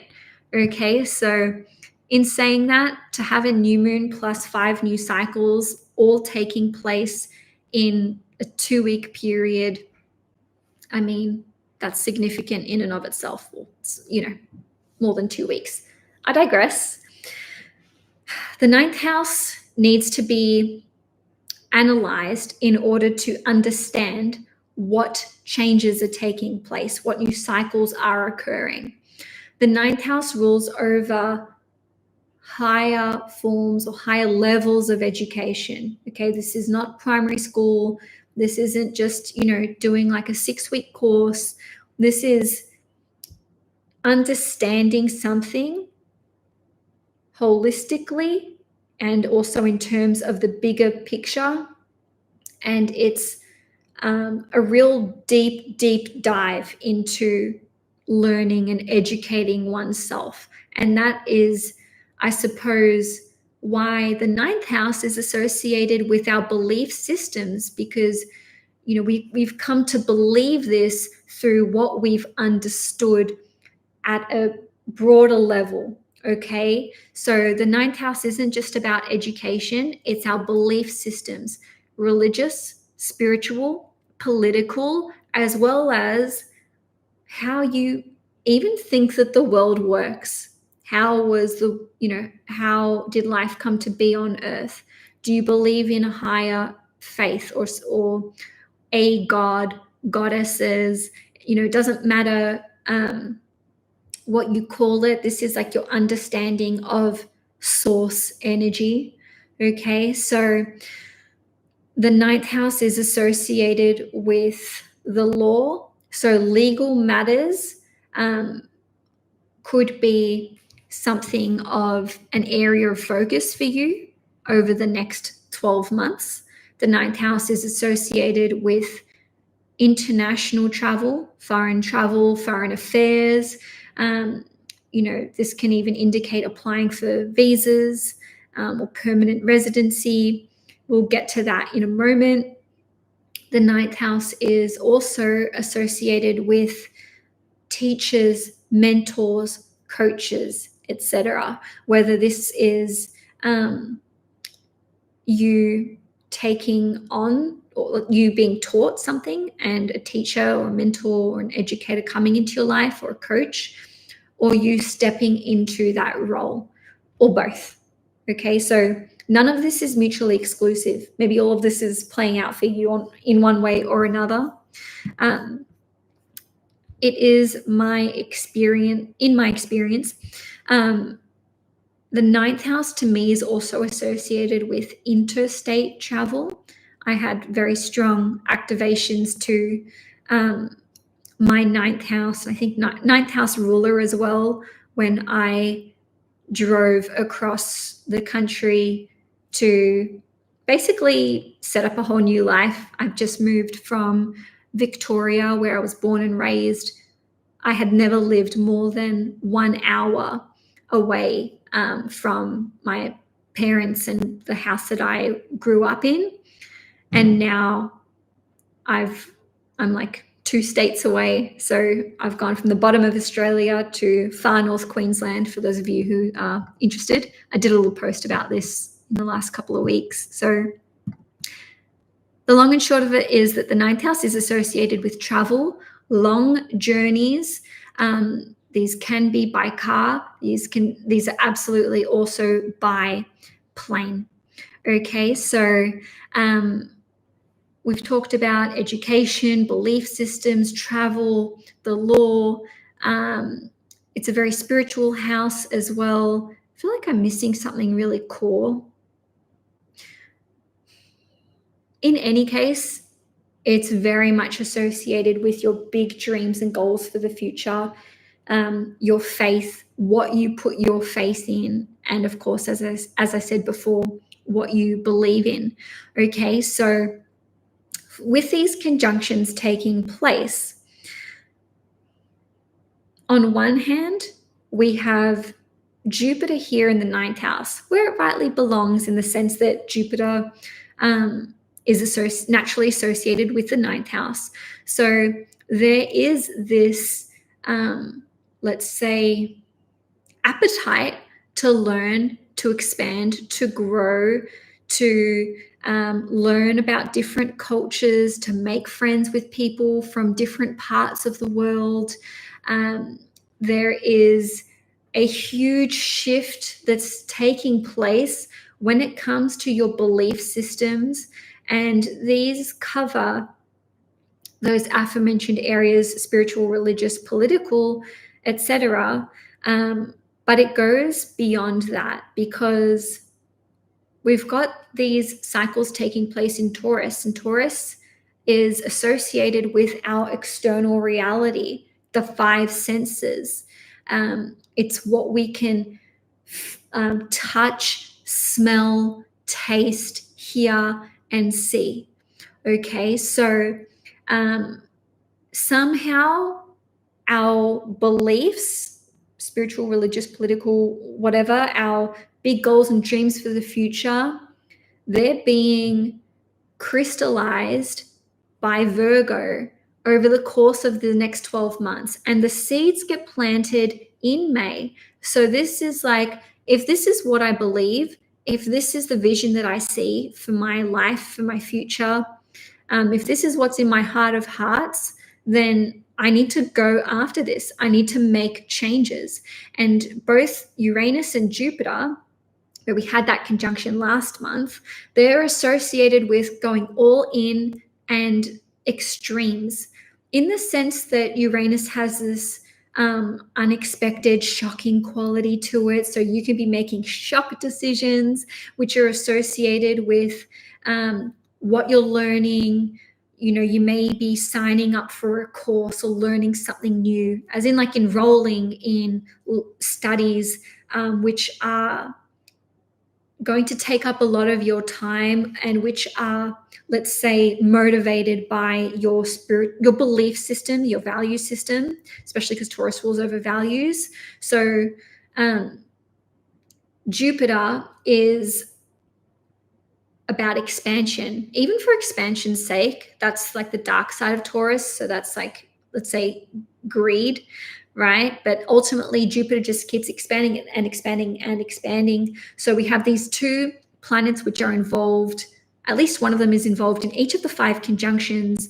And this is indicative of going all in to learn something new, going all in to travel to that place, to learn that language, to, maybe appeal a court case decision, or to even bring a lawsuit against another person. Okay, so the 9th house is about philosophy, ethics, and morality. So having these activations one after the other in your 9th house indicates that you may be faced with a moral dilemma, an ethical dilemma, or your moral compass and your ethics may be put to a physical test, thanks to Taurus bringing something material to you. So it's like this test of, if this is what you believe, Virgo, because you've been talking about this, you've been preaching it, you've been saying this to other people, etc., you've been writing about this, then, I don't want to say put your money where your mouth is, but it's kind of like that. So there may be an opportunity for you to demonstrate your core moral compass and your ethics with your actions. And some of you may even just have this opportunity to invest in this further. I want to educate myself on this. I want to become a teacher. Or, I've been preaching about this for so long. It's time for me to take that next step. Okay, so it doesn't all have to be new in the sense that, like, you haven't thought about it up until May 2024. It could just be something that's been, percolating in the background, something that you've let to marinate, and now the time to strike is here. Okay, so I do think that lots of Virgos will just finally be, I was going to say pulling the trigger, but I really hate violent expressions. Let's just say acting on creative ideas, and let's say ideas that are related to your life purpose, your true calling, and somehow getting more in alignment. Okay, just bringing everything like just in alignment, so that what you believe is in alignment with what you think, what you say, how you act, what you offer, what you participate in, who you communicate with, the kinds of books that you read, the things that you study and that you learn. And also, it's, in a nutshell, practicing what you preach. Okay, so lastly on that, there may be some shock departures from everything that you had believed. Okay, and this can be groundbreaking for you, but this can also be shocking to yourself or shocking to others. And that is because of the effect of Uranus here. So Uranus craves independence, rebellion, change, going to extremes, and it challenges authority on every level. And with that comes resistance to those in your life or who witness this change, even if they're not directly in your life, who oppose this, because opposite to the ninth house is the third house. This is shadow energy, gossip, and opinions. People, you're talking about what you're doing. So, you yourself could just be like, I don't believe in this anymore. Yes, I was religious. Now I'm not. Or, the opposite of that can be true. If you were an atheist up until now, or for many, many years, maybe you're like, I found God. Or maybe you're leaving one religion to embrace a new religion. Or there could be some kind of initiation in a religious capacity or even in a spiritual capacity. So something ceremonial could be taking place. So this could be, becoming Buddhist, being baptized. There's obviously a whole different range, but I'm just throwing out there like what comes to mind. This can absolutely indicate a pilgrimage of sorts that you're going on, travel, right? So you could be relocating abroad, especially because we've got Jupiter conjunct the sun at 28 degrees, which rules over where you live. The fourth house. Jupiter rules the fourth house, which is property, real estate, where you live, right? 28 degrees is the Cancer degree, also property, also real estate. So many Virgos are like, I'm moving overseas or interstate. I strongly believe that this can also indicate an interstate relocation. Okay, so there may be opposition to that as well. People around you, because you've got Sun conjunct Uranus and Sun conjunct Jupiter. So there can just be, a little bit of, or a lot of criticism. Why are you moving there? I don't support this. I want you to be closer to me, your family, friends, whatever, whoever it is that kind of doesn't want to let you go or who is resisting this. This can be learning a new language as well. A new teacher or mentor could be entering your life, and this person could be really different with the Sun Uranus conjunction. They could be really zany, really out there. This could even be you learning about astrology to the next level, because Uranus 23 degrees, or it could be, and I do think this, it could really be a spiritual mentor or a spiritual guide who comes into your life, especially because we've got the Sun Jupiter conjunction and the Venus Jupiter conjunction. So I think that you'll be learning new things on many different levels, and that the right information will come at the right time, or you'll read the books that you need to read at the right time. I will quickly touch on the full moon in Sagittarius before I move on to Jupiter in Gemini. Okay, so on the 23rd of May, there will be a full moon in Sagittarius at 2 degrees in your fourth house, and it will oppose Venus and Jupiter at 29 degrees Taurus in your ninth house. So the full moon in the fourth house is squaring you.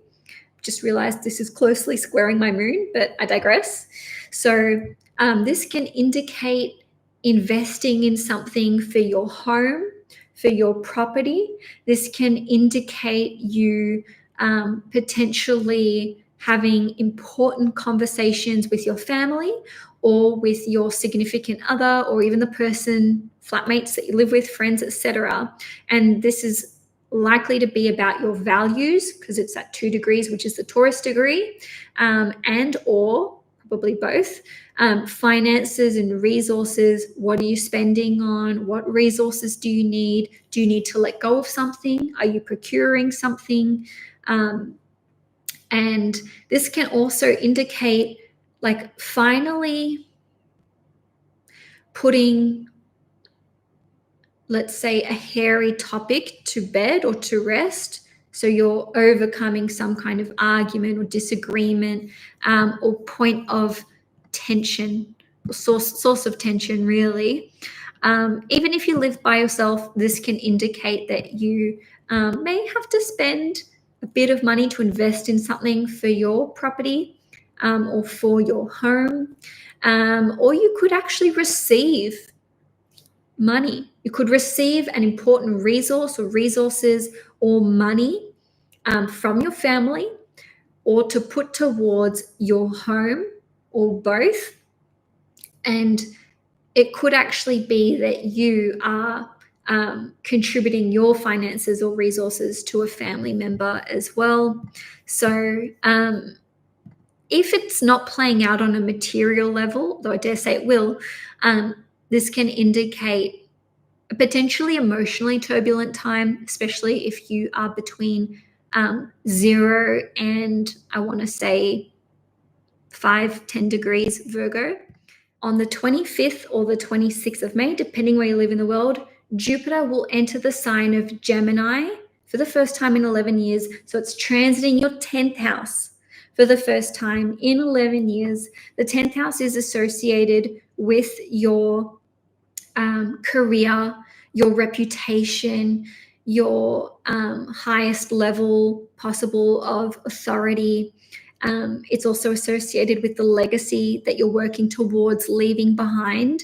So Jupiter going through the 10th house indicates that you can be receiving a promotion. You can be expanding when it comes to the work that you do, especially if you own your own business. This can give you more exposure. This can indicate that you are receiving more responsibility. Certainly blessings are coming through on your life purpose, your career. So for those of you Virgos who have felt lost and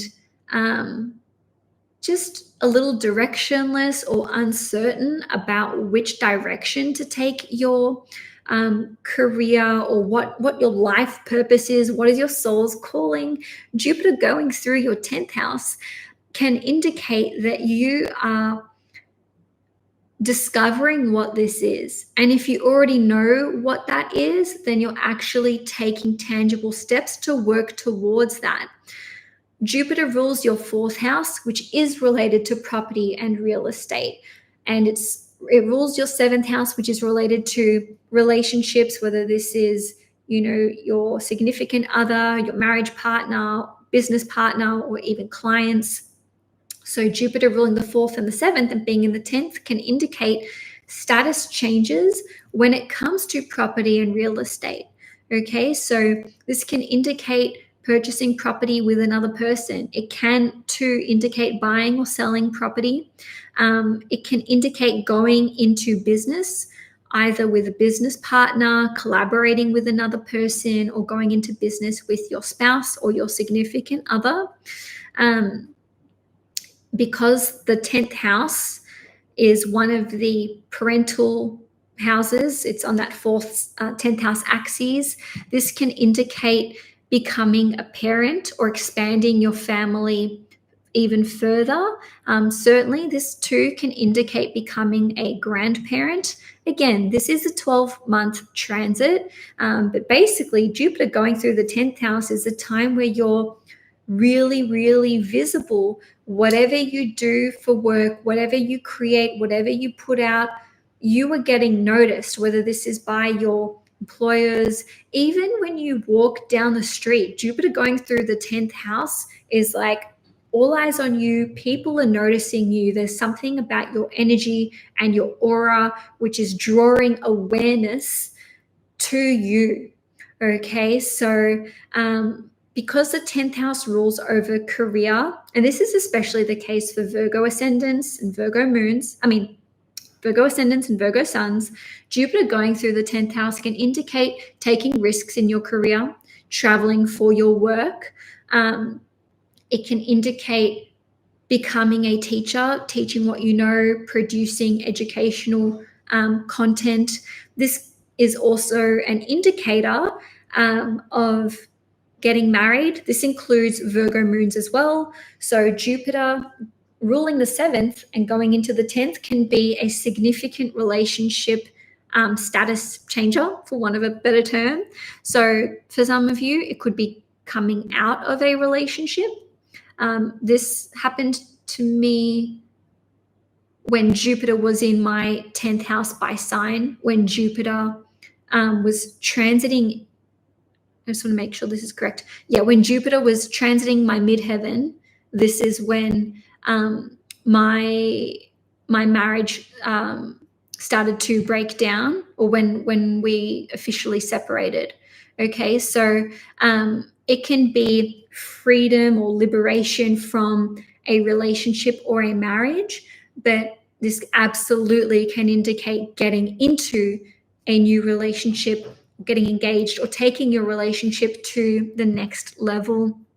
In any case, Jupiter transiting the 10th house is such a positive transit when it comes to being connected to life purpose, being connected to our soul's calling, feeling like we have divine inspiration and support, and where we are actually following our what it is that we believe in, whether this is, religiously speaking, spiritually speaking. This can also indicate a time of ascending to a political, having some kind of political seat of power, right? So being involved in politics, being involved in the law. Yes, this can indicate some kind of legal legal matter coming to the surface, or being resolved or sorted. Again, I'm a Virgo moon, and just as an example, when Jupiter is almost exactly squaring my moon, this is when my divorce will officially come through. My moon is 1 degree Virgo, and Jupiter, I think, will be at 2-ish degrees. So you can see how it brings in a legal component to this transit.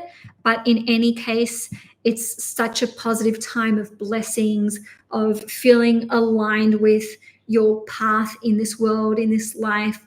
This can indicate people respecting you, respecting the work that you're doing. You could be garnering more respect for your relationship that you have with your significant other. This is a positive time, or at the very least, a 12-month period of change and movement when it comes to not just relationships and business partnerships, but also property and where you live. Okay, so if you've been wanting to relocate, whether that's abroad, whether that's just buying, selling, doesn't even have to be buying or selling, it could even just be like renting somewhere else. If you're wanting to call in a significant relocation, and I do think it would be significant, then this is a great transit for that. This can also indicate receiving permanent residency, or some kind of or even citizenship in another country, or an important visa. Okay, Virgo, so that's all I have for you for May 2024. If you enjoyed this video, please give it a thumbs up. If you'd like to see more content on this channel, please hit the subscribe button. So Libra, your 8th and 9th houses are going to be heavily activated for the month of May.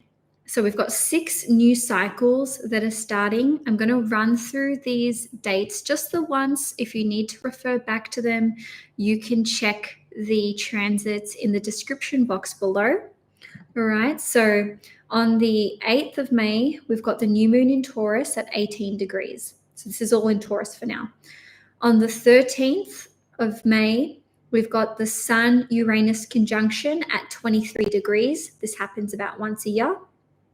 On the 18th, we've got the Venus-Uranus conjunction, also at 23 degrees Taurus. On the 18th or 19th of May, depending where you live in the world, we have the annual Sun-Jupiter conjunction. Highlighting this one, this is a really auspicious date All right, so that's Sun Jupiter at 28 degrees Taurus. On the 23rd of May, we've got the Venus Jupiter conjunction at 29 degrees. And then just a few hours later, we've got the full moon in Sagittarius at 2 degrees in your third house. Lastly, on the 31st of May, we have the Mercury Uranus conjunction at 24 degrees Taurus. And then the next cycle I'm going to cover will be Jupiter and Gemini in your ninth house, which is very exciting. Okay, so talking about the eighth house, we've got to look at what it rules over. In a nutshell, this is going to be quite a large nutshell. The eighth house rules over mutual resources. So this can be the bank accounts that you have combined with other people, even property that you own with other people. This can indicate investments that you share with someone else.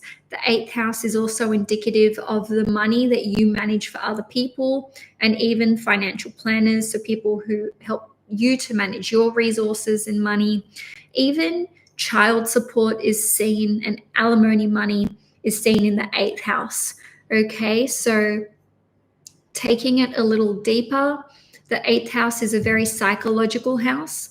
It is one of the houses that is associated with healing.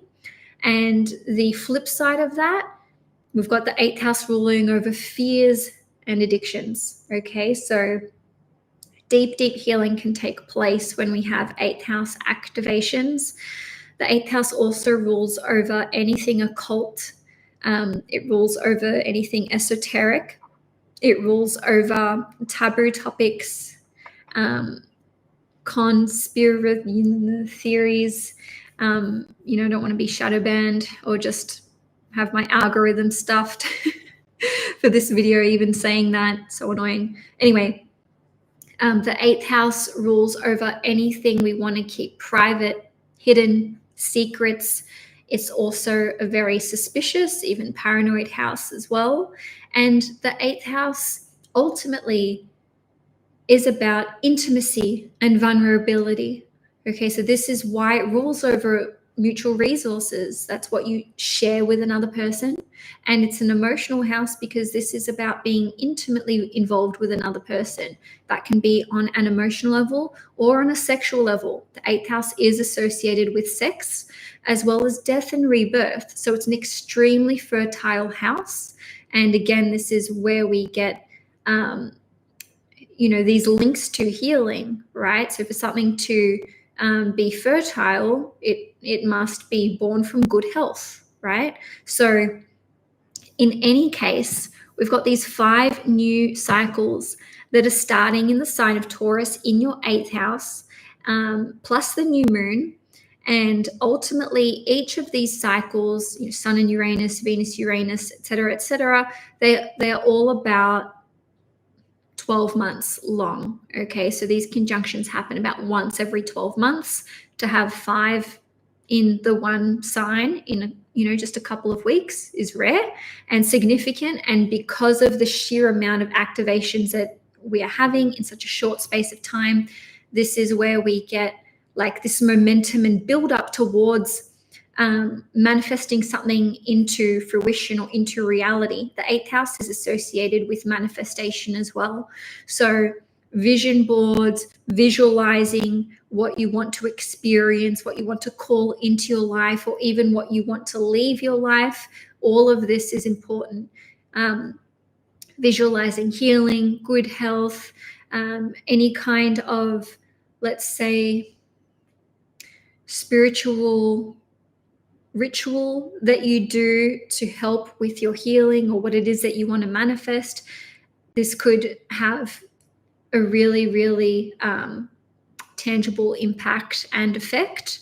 Okay, so I imagine that for many Libras, they may be cutting someone off in an intimate sense. That could be sexually, that could be a friend, that could be even clients as well. This could be cutting off someone who's been assisting you with your accounts, with finances, with resources, or even like a psychologist or a therapist, or even if you see like an astrologer or a psychic, I think lots of Libras will be like, that person's not aligned. I don't want to engage the services of this person anymore. Or even just, I don't want this person to have access to me on a personal level or on an intimate level.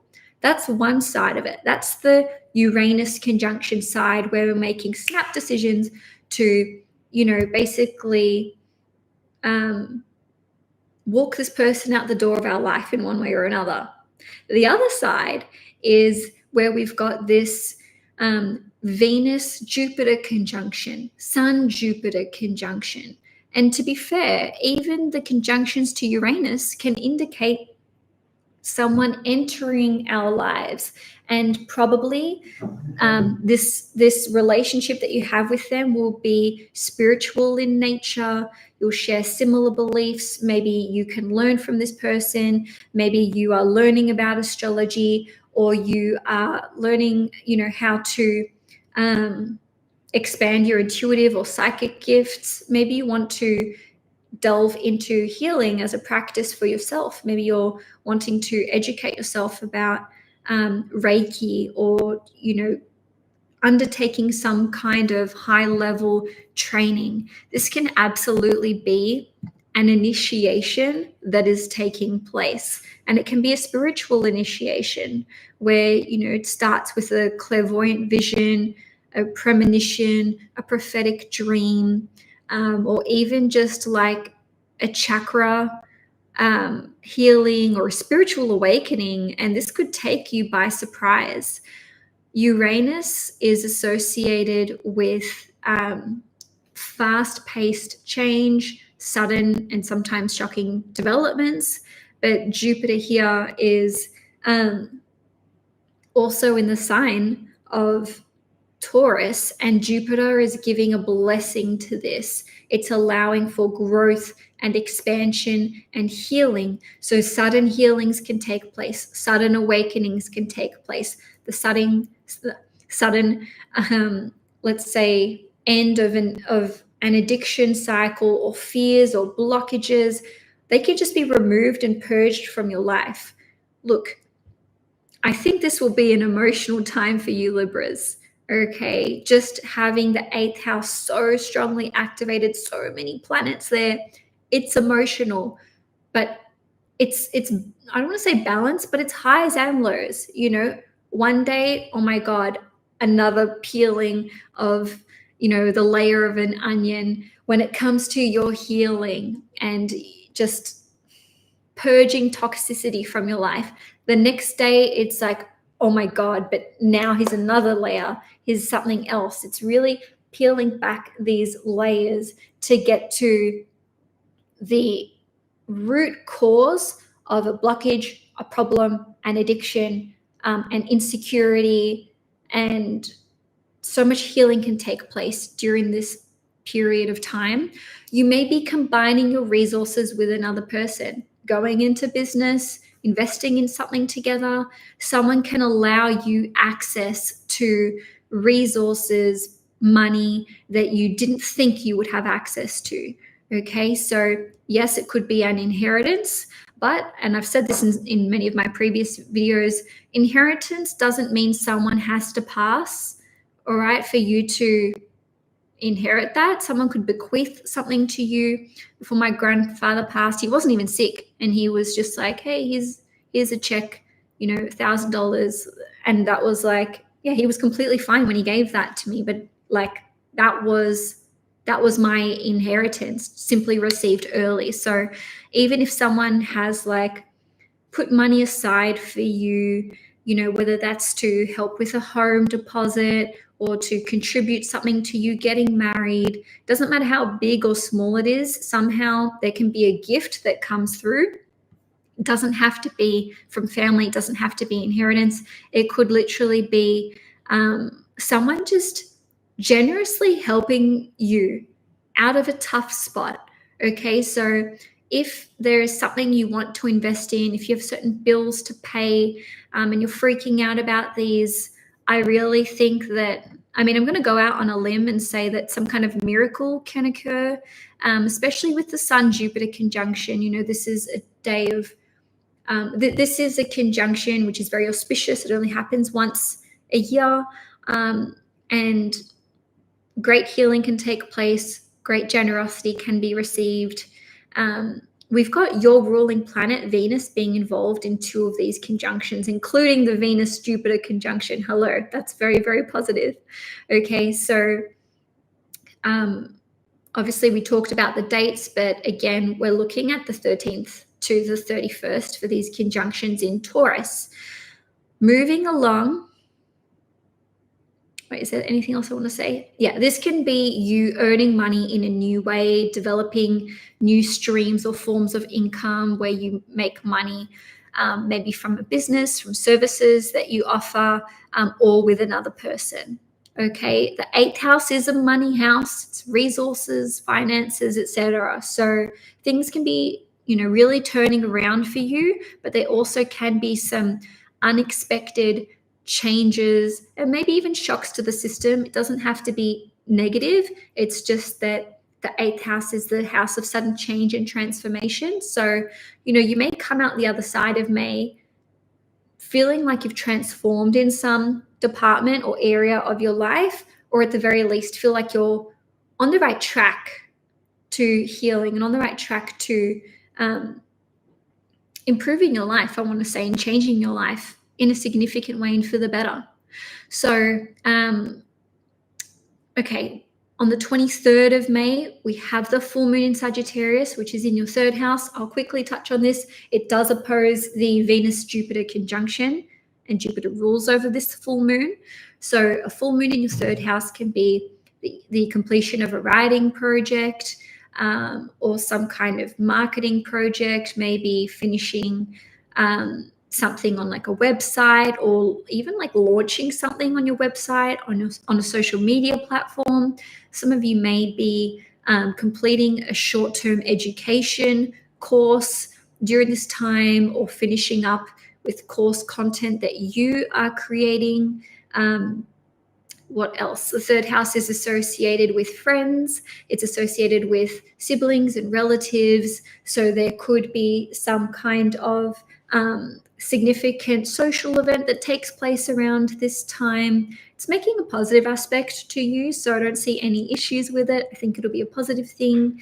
The 3rd house is associated with short-term travel. So it may be that there's like a spontaneous opportunity that arises to go on like a weekend getaway, or even like a week here or there, etc. All right, so now let's move on to Jupiter transiting Gemini. Just a moment. Okay, so sorry, that went down the wrong way.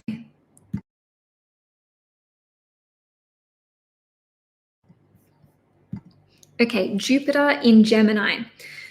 Jupiter's going to transit your 9th house for about 12 months till the 9th of June in 2025, at which point it will switch over to Cancer. Alrighty, so with Jupiter in the 9th house, first of all, you haven't experienced this for like 11 years, so is it a big deal? Yes, it is. And Jupiter loves to be in the 9th house because it's naturally associated with the 9th house. So in a nutshell, this can indicate that you are going to have international, probably plural, travel opportunities, or interstate travel opportunities. Now, please bear in mind that this is a general reading, okay? So you'll need to take into account your natal birth chart, right? But in any case, Jupiter through the 9th house is one of the most auspicious transits for travel, adventure, going on journeys, long journeys as well. Jupiter through the 9th house can indicate a time where you're learning new languages, or if you already know, other languages, you could be doubling down your efforts to become fluent, or just to learn more about, or to expand your knowledge in that language. This can be a time where you are interested in other cultures that are very different to your own. It can also be a time where you make friends abroad or make friends with people from really different cultural backgrounds to you. Jupiter through the ninth house is a high-level indicator for, let's say, developing new religious, political, and or spiritual belief systems, or I'm going to use this term again, but doubling down on your existing ones. Okay, so let's just say that someone is someone, was maybe like baptized Christian, or like, they call themselves a Christian, but they don't go to church, or they haven't studied the Bible or what have you. This is just a random example. Jupiter through the ninth house can indicate wanting to take that to the next level and kind of go all in. So it's like, okay, joining a church, going regularly, studying the Bible, maybe going on a religious pilgrimage, but absolutely the same can be said for spirituality as well, right? You may consider yourself to be spiritual or to have certain values, but Jupiter through the ninth house can be like, okay, I want to incorporate this in every area of my life. I want to live and breathe this, so that I'm not just saying that I believe in these things. I actually do these things and I lead by example. Even if you don't have any kind of belief in a higher power, Jupiter through the ninth house can change that. This is a time where someone can become, for want of a better term, spiritualized, or, discover a religion that really speaks to them. Even if you're, let's say, subscribed to, abiding by, even if you're heavily involved with one religion, this can see you being like, actually, this doesn't align for me anymore. I'm not interested in this. This speaks to me more. I'm walking away from this religion to embrace this one instead, or perhaps a spiritual life, or vice versa. The ninth house is also associated with legal matters. So having Jupiter in the ninth house can indicate that you may be involved with legal matters or the law in some way, shape, or form. It doesn't have to be in a negative sense. It could just be you're applying for a visa, applying for maybe permanent residency or citizenship, although I dare say that would more be the case if you're a Gemini moon, but doesn't have to be. Really just depends on your, anyway, not gonna get lost in the weeds as I tend to do. This can indicate a time where you were just following up on legal matters. I myself had my divorce application filed while Jupiter was in my ninth house as a Virgo moon. Okay, so Jupiter was in Taurus in my ninth house. So that's just an example, okay? But this can also be a time where you tie the knot and get married, especially I would say almost definitely the 10th house, or the 10th house ruler would have to be significantly activated somehow as well for this. So, this can be, like I said, getting married, okay? Just something that requires legal paperwork. Jupiter in the ninth house, maybe I should have started with this, guys. It's a really, really blessed time. It's a lucky time. It's by house, I would say, one of the best transits to have. Jupiter through the ninth house. It's trining you as a Libra, ascendant, sun, or moon. In 2024, Jupiter will get up to 21 degrees before it goes retrograde. So Libras between 0 and 21 degrees will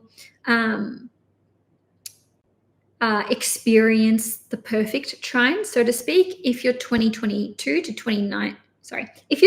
degrees to 29 degrees Libra, you'll experience this in the first 5 months of next year, in 2025. That's not to say that you won't still, receive its blessing in some way, shape, or form. Just remember though, guys, that it can actually take the full 12-month cycle of Jupiter going through a sign before we're able to look back and be like, oh, that's how Jupiter blessed my life. Okay, so because Jupiter is trining you, this can activate getting into a new relationship. This can also activate getting pregnant as well, becoming a parent in some way, shape, or form. And when I say some way, shape, or form, I mean this can also be to do with becoming an adoptive parent, step parent, or foster parent, etc. Okay, Libra. So a great degree of healing is coming your way. It's like a 12-month period of healing because Jupiter trining the 9th house indicates that for you. Sorry, Jupiter in the 9th house trining you indicates that. And then these cycles in the 8th house indicate doing this on the deeper level. But I really feel like Jupiter trining your ascendant is actually making the 8th house cycles not so heavy, and I feel like it expedites that process because you have this awareness, this higher level of consciousness and awareness of why this is important. And I feel like you're kind of, I want to say, leading the charge on this in some way, shape, or form. So Libra, that's all I have for you for May 2024. If you enjoyed this horoscope, please give it a thumbs up. If you'd like to see more content on this channel, please hit the subscribe button. I'm now going to move on to Scorpio in just a moment. Scorpio, sun, moon, and risings. May is a huge month for you guys. You may not have Taurus in your chart. It doesn't matter. You have a new moon plus 5 new cycles starting in your 7th house, which is the house of relationships, meeting other people, marriage, business partnerships, clients, and your personal one-to-one friendships. So having so many new cycles start in the 7th house indicates that for the next 12 months, because each of these new cycles is kickstarting a new 12-month cycle, you're going to be meeting so many new people. And there's going to be changes to your existing relationships as well. All right. So I'm only going to run through the dates once. If you need to refer back to them, you can look in the description box below. But let's take it away. On the 8th of May, there's a new moon in Taurus at 18 degrees in your 7th house. On the 13th, there's a Sun-Uranus conjunction at 23 degrees Taurus. On the 18th, we've got the Venus-Uranus conjunction at 23 degrees Taurus, also 23 degrees.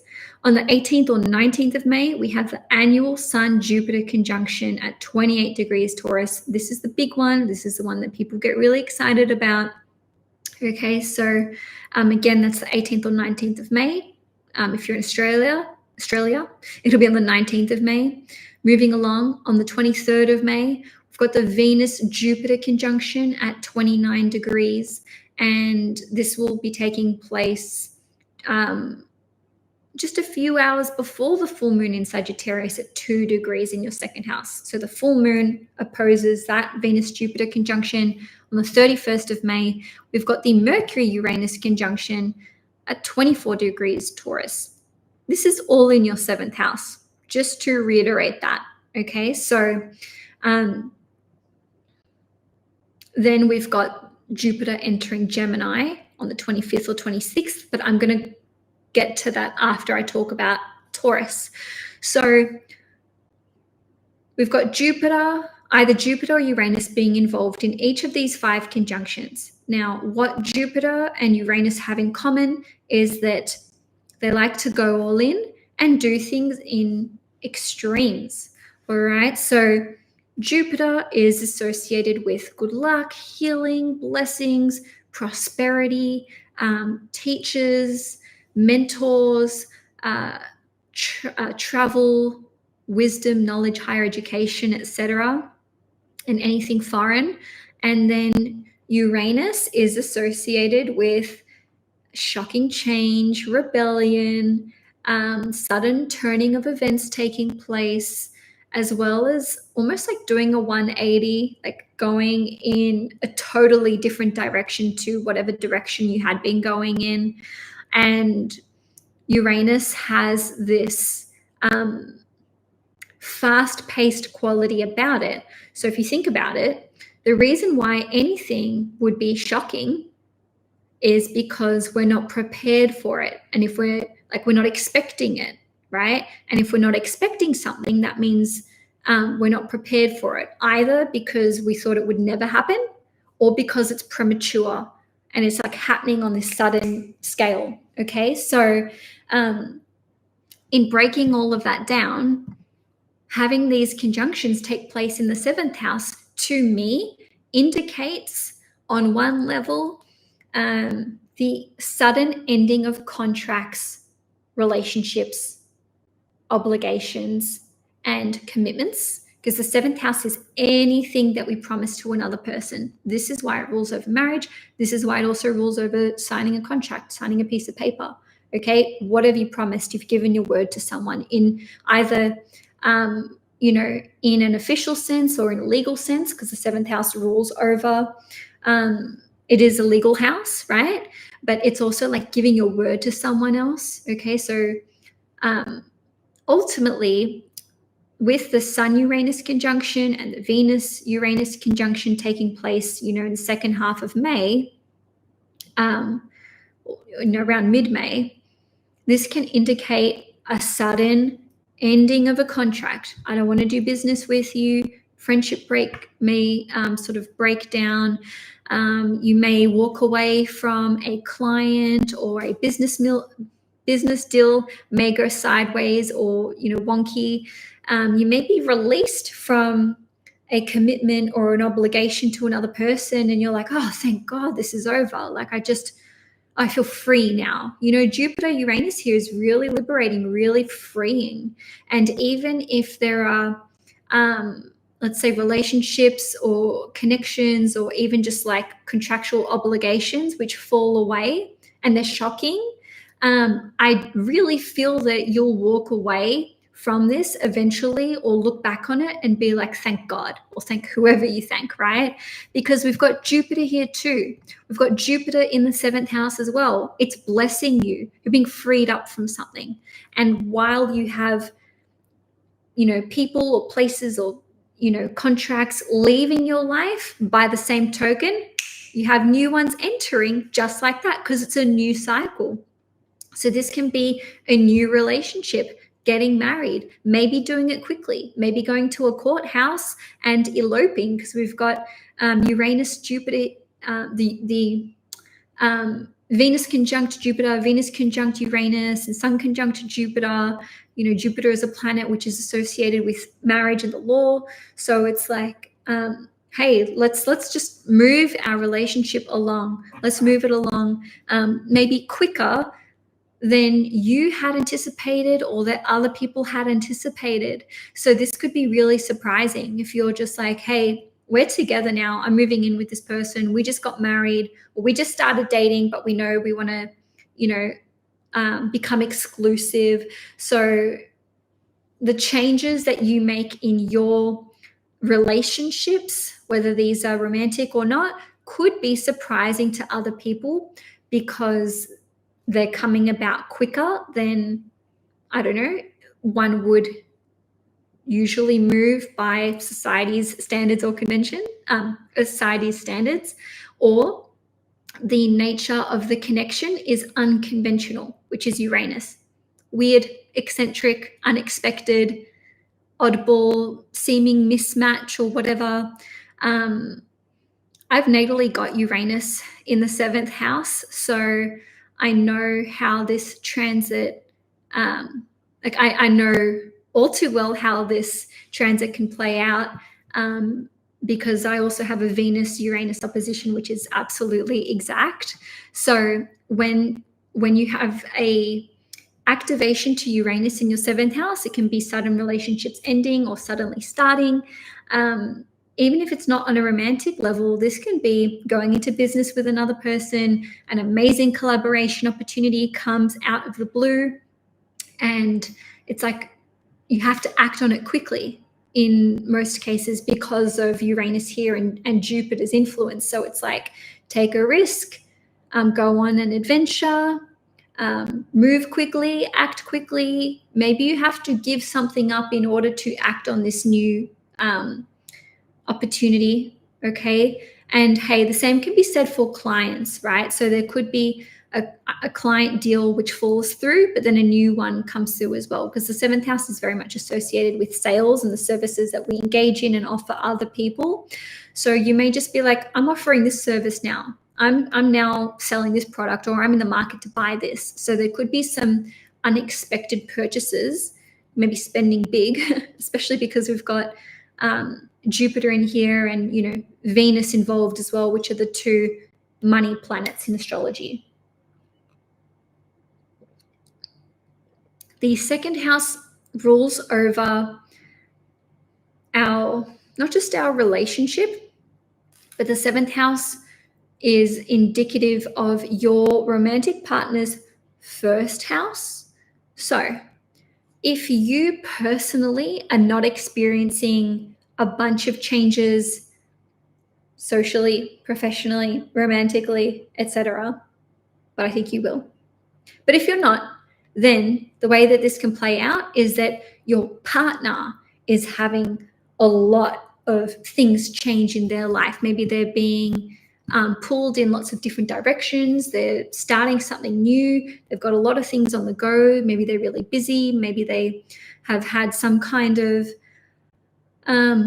epiphany or multiple epiphanies about life path and the direction that they want to go in their life. Okay, so the same can be said for your second born child, because the seventh house rules over your second born child. So lots of changes could be coming or happening in their life, getting into a relationship, coming out of a relationship, you know, having a baby. I mean, obviously, you know, we've got a lot of different people of all different ages watching this. So it just depends on if you have children and how old they are. They could just be starting an important new job, going traveling, but, you know, probably they'll be doing something either quickly or unexpectedly. All right. So now let's have a look at Jupiter transiting Gemini. Okay. So Jupiter's going to leave Taurus for another 12-ish years, and it's going to enter Gemini on the 25th or the 26th of May, depending where you live in the world. It will be there for 12 months. So it's transiting your 8th house, and ultimately Jupiter likes to be in the 8th house because the 8th house is a money house. The 8th house presents the opportunity for deep healing, okay, and overcoming fears and blockages, etc. And Jupiter is a planet which is associated with healing and profound blessings, as well as, you know, good luck, prosperity, and abundance. So Jupiter transiting the 8th house can indicate that you're overcoming fears. And again, this is a 12-month transit. It's not going to happen overnight. Overcoming fears, overcoming blockages, overcoming all kinds of fears, especially ones that relate to intimacy and your ability to be vulnerable with either other people in general that are close to you, or even your significant other. It can indicate a time where you are increasing your combined mutual resources with another person. This can indicate that your partner is starting to earn more money if you're in a relationship. Even if you're in a business partnership, this can be, earning more money. You could be investing in something on a large scale, or investing a fair bit of money in something with another person, with Jupiter in the 8th house. The 8th house is associated with anything occult and esoteric in nature, and Jupiter is a planet which represents knowledge, seeking information, and expansion and growth. Okay, so Jupiter here in the 8th house can be devouring esoteric knowledge, taking courses, learning with someone, learning from a teacher, learning online, and Also, this could be something that you teach, especially because Jupiter rules over your 5th house, which represents owning your own business. But in any case, this can just be getting in contact with an astrologer, a healer, receiving Reiki healing, as well as even starting psychology or therapy sessions as well, because that's also ruled over, the 8th house also rules over that as well. As I said before, the 8th house is mutual resources that are shared. So this can be receiving child support money, alimony money, I mentioned already, but inheritances, maybe receiving finances or resources, even if it's not inheritances, and this helps you somehow, especially because Jupiter rules over your 2nd house. So it's like helping you personally, or maybe someone's helping you out with even like looking after your children, because Jupiter rules over your 5th house, or they could be helping you to start a business, or like coaching you through that process, or what have you. So some deep healing can take place with Jupiter in the 8th house. You yourself may want to learn about the stock market. You yourself may want to learn about managing financial portfolios, and just doing a deeper dive into resources and finances, even minerals as well, crystals, mining, oil. This is all to do with the 8th house. So you may have an interest there, and be learning as much as you can about all of that. So in any case, Jupiter through the 8th house is a profoundly healing transit where you can transmute a lot of toxicity and negative energy and overcome addictions, overcome fears, fear of intimacy, fear of being vulnerable with another person. I know I'm sort of repeating myself here a bit, but anyway, Scorpio, it's a very blessed and healing time for you. So Scorpio, that's all I have for you for May 2024. If you enjoyed this horoscope, please give it a thumbs up. If you'd like to see more content on this channel, please hit the subscribe button. And this is for Sagittarius, Sun, Moon, and risings, but especially risings. Okay, I do suggest that you'll watch your ascendant sign first and foremost. Sagittarius, anytime Jupiter changes signs, it's a big deal for you guys, especially. It doesn't even matter what sign Jupiter's going into. I mean, obviously it's stronger if it's going into Sagittarius, but because it's your ruling planet, Jupiter's activity is very, very indicative of you and your focus and what you're focusing on for the next 12 months while Jupiter is transiting that sign. So it'll be transiting Gemini in your 7th house for a year from towards the end of the month. Before I get into that though, I am going to start off with the new cycles that are happening in Taurus, because these are occurring for the most part earlier in the month. Okay, so on the 8th of May, there will be a new moon in Taurus at 18 degrees in your 6th house. And I'm only going to mention these dates once, so take a note of them, or you can refer to the transits and dates in the description box below. So that's the new moon on the 8th of May. On the 13th of May, we have the Sun-Uranus conjunction at 23 degrees in your 6th house. On the 18th of May, we have the Venus-Uranus conjunction, also at 23 degrees in Taurus in your 6th house. On the 18th or 19th of May, take note of this one, it's very auspicious, it's very lucky.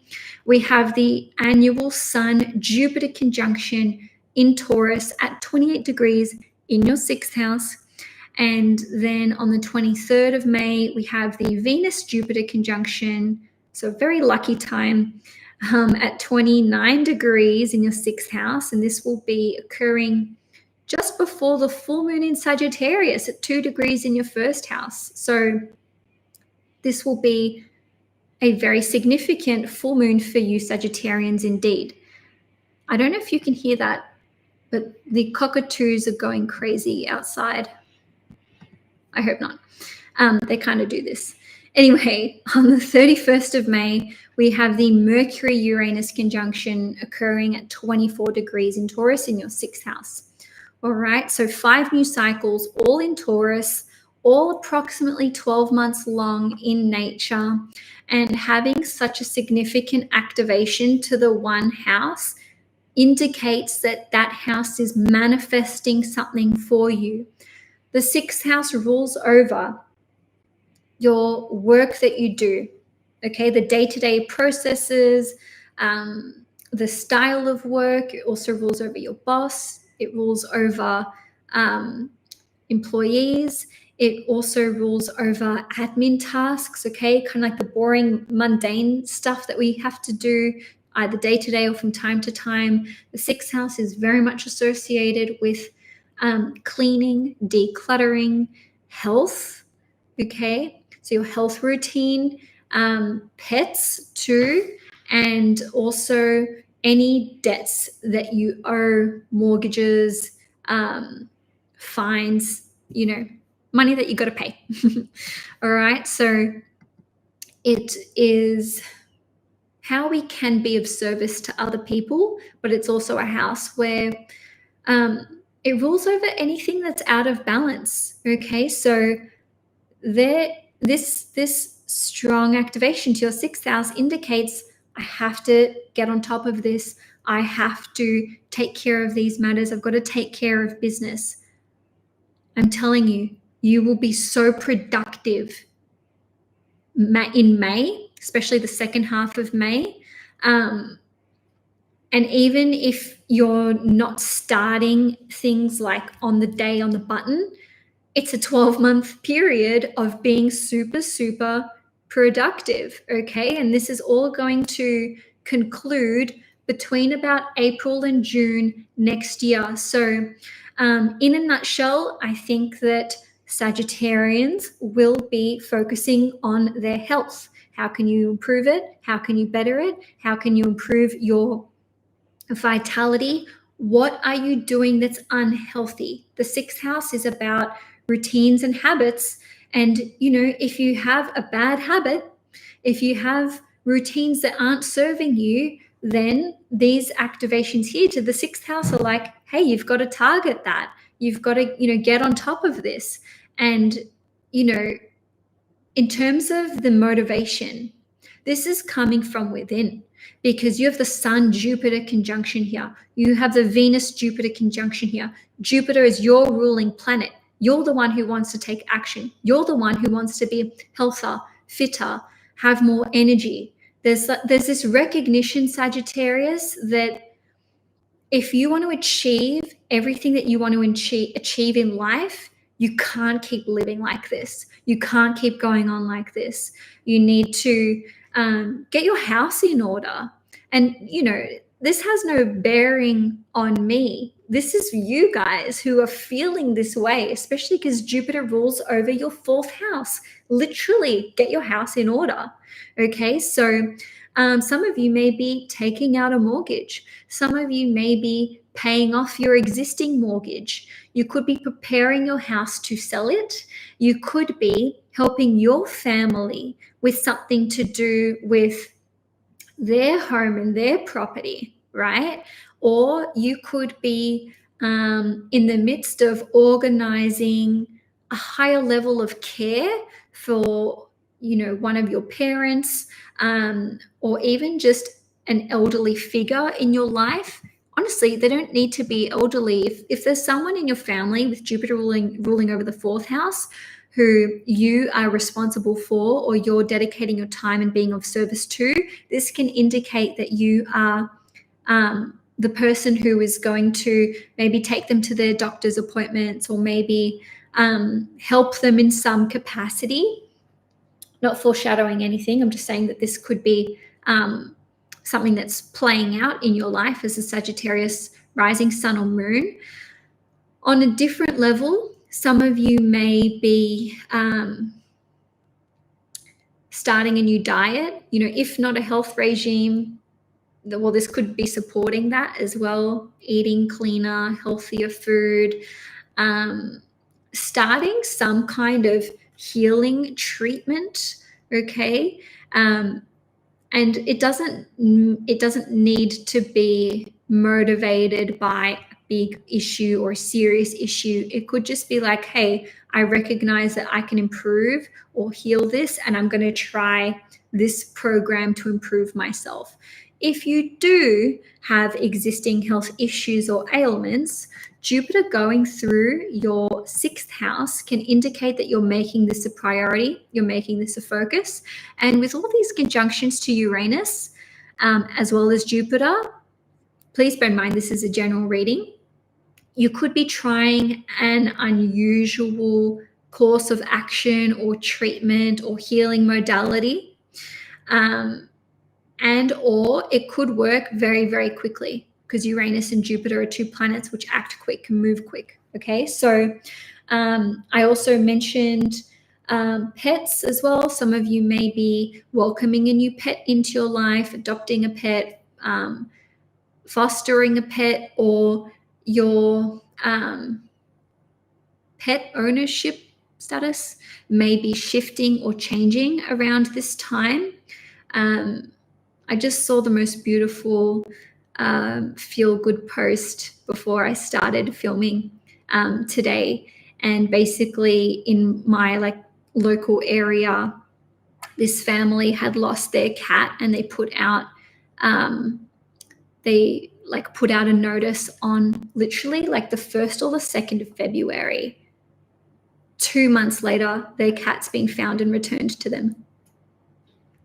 I just really felt inclined to share that with you guys. I feel like if you have some concerns about issues with your pet, I feel that that's like a positive sign and a positive omen, especially, if your pet needs a high level of care or you're going through some kind of treatment there could be a blessing that's coming to your pet. Okay.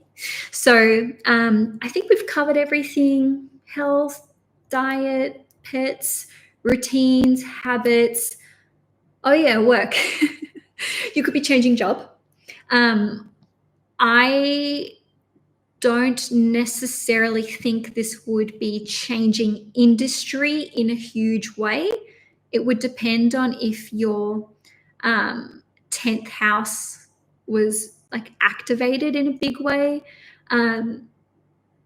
But in any case, this can indicate that you are starting a new job. You've got different responsibilities. You're maybe working towards, though, starting your own business. Okay, that's another way that could play out, especially because Jupiter is a planet that rules you. On the 23rd of May, we've got the full moon in Sagittarius in your first house. And again, it is opposing the Venus-Jupiter conjunction.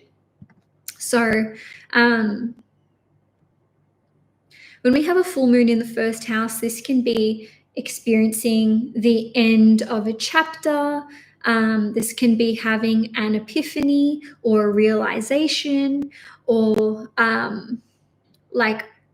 attaining a higher degree of self-awareness as well. This can be, so many different things, but especially if you're a Sag rising or a Sag moon, this could be coming to terms with some kind of emotional issue or problem or disturbance.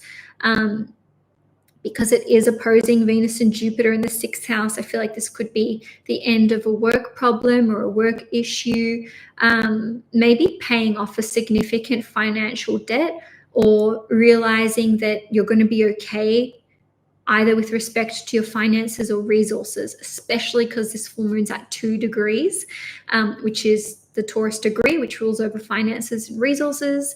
This can indicate that you are, especially if you're a Sag rising or sun, maybe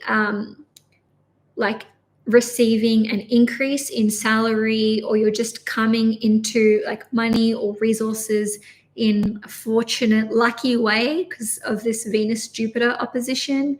And I do really think that this is about getting onto the same page as your significant other if you are in a romantic relationship.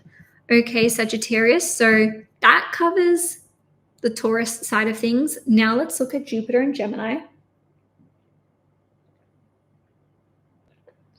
Okay, so Jupiter is going to enter Gemini in your 7th house for the first time in about 11 years.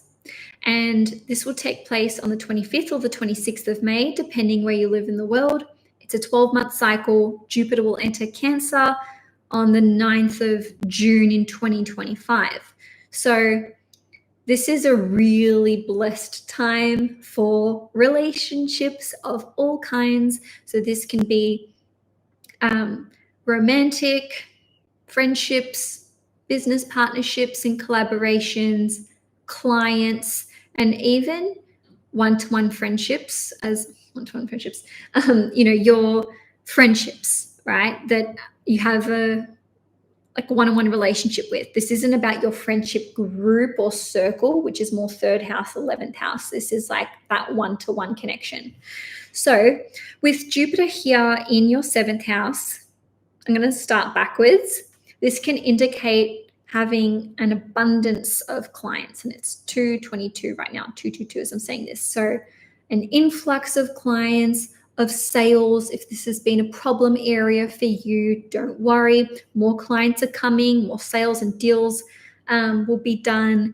This can indicate that you are maybe going to be offering a new type of service or product, or you could be engaging the services of someone who basically has something to educate you on, especially if this is to do with property, real estate, farming, family, and whatnot, because Jupiter rules the 4th house. But, Jupiter is your ruling planet. So Sagittarius, wherever Jupiter goes, whatever sign it's transiting, this indicates your focus, because Jupiter is you, right? So Jupiter in the 7th house is like, you're seeking out friends, you're seeking out clients, you're seeking out advice, you're seeking out business collaborations and opportunities. You could be going into business with your significant other, or you could be going into business with a family member, because Jupiter rules the 4th house.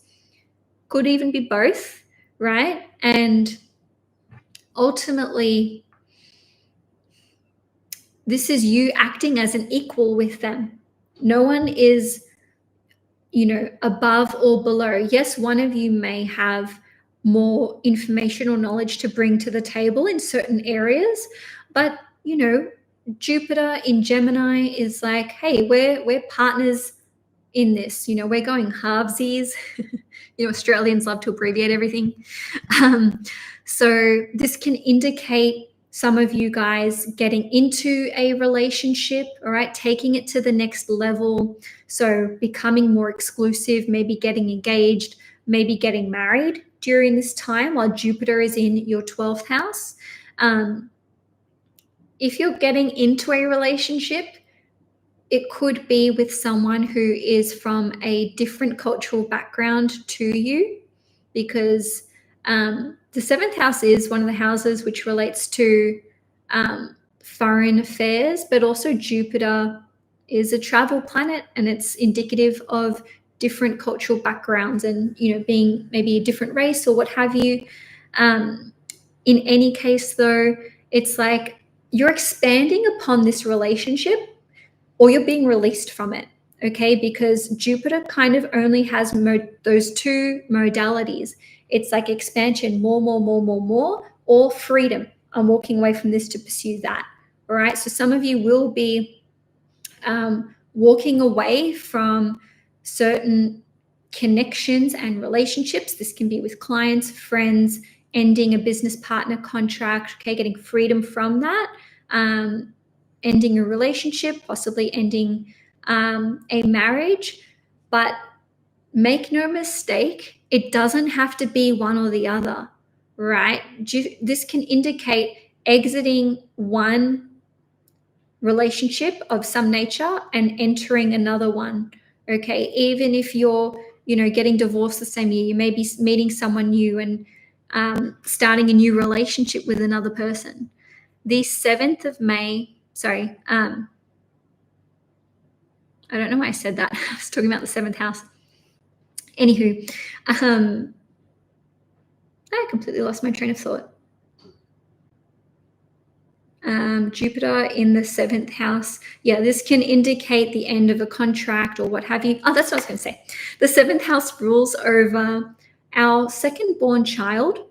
Okay, so it basically indicates, the 7th house indicates what's happening to our significant other or marriage partner and our second born child.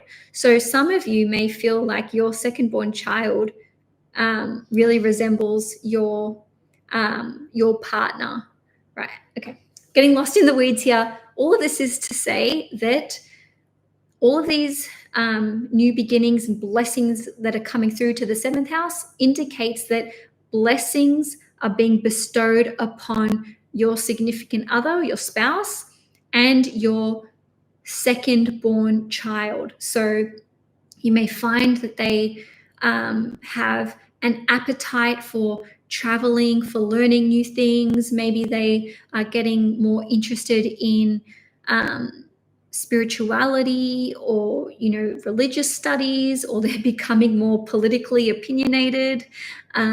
You may find that they're very philosophical around this time. Jupiter through the 7th house can indicate that your significant other may be getting pregnant, or maybe your second born child is getting pregnant. But just know that if they've had a rough trot lately, that there is some kind of blessing that is coming to them. So that's another way that can play out. So I have no doubt that Sagittarians are going to be making many new friends, having lots more clients. It'll be a far more social time for them. And this can also indicate travel with your significant other, or learning something new together with your significant other, or perhaps your second born child, or maybe both. Okay, Sagittarius. So that is all I have for you for May 2024. If you enjoyed this horoscope, please give the video a thumbs up. If you'd like to see more content on this channel, please hit the subscribe button. Capricorn, Sun, Moon, and Risings. This is a big month for you because we're having all of these activations occur in your 5th house, and it's trining you, which is a really positive, beneficial aspect for you. Okay, so let's see where to begin. I'm going to start off by reading out the dates of these conjunctions, and ultimately I'm only going to read them once. If you want to refer back to them for reference, I've listed them all in order in the description box below. So to kick things off, on the 8th of May, we've got a new moon in Taurus at 18 degrees. On the 13th of May, we've got a Sun-Uranus conjunction at 23 degrees Taurus. On the 18th of May, we've got the Venus-Uranus conjunction, also at 23 degrees Taurus. This is all in your 5th house. On the 18th or 19th of May, depending where you live in the world, we've got the Sun-Jupiter conjunction at 28 degrees Taurus. And on the 23rd of May, we've got the Venus-Jupiter conjunction at 29 degrees Taurus. And that will coincide with the full moon in Sagittarius at 2 degrees in your 12th house. Lastly, we've got the Mercury-Uranus conjunction at 24 degrees on the 31st of May. So I'll be focusing on that. Then we'll finish off by looking at Jupiter in Gemini in your 6th house. Hang on.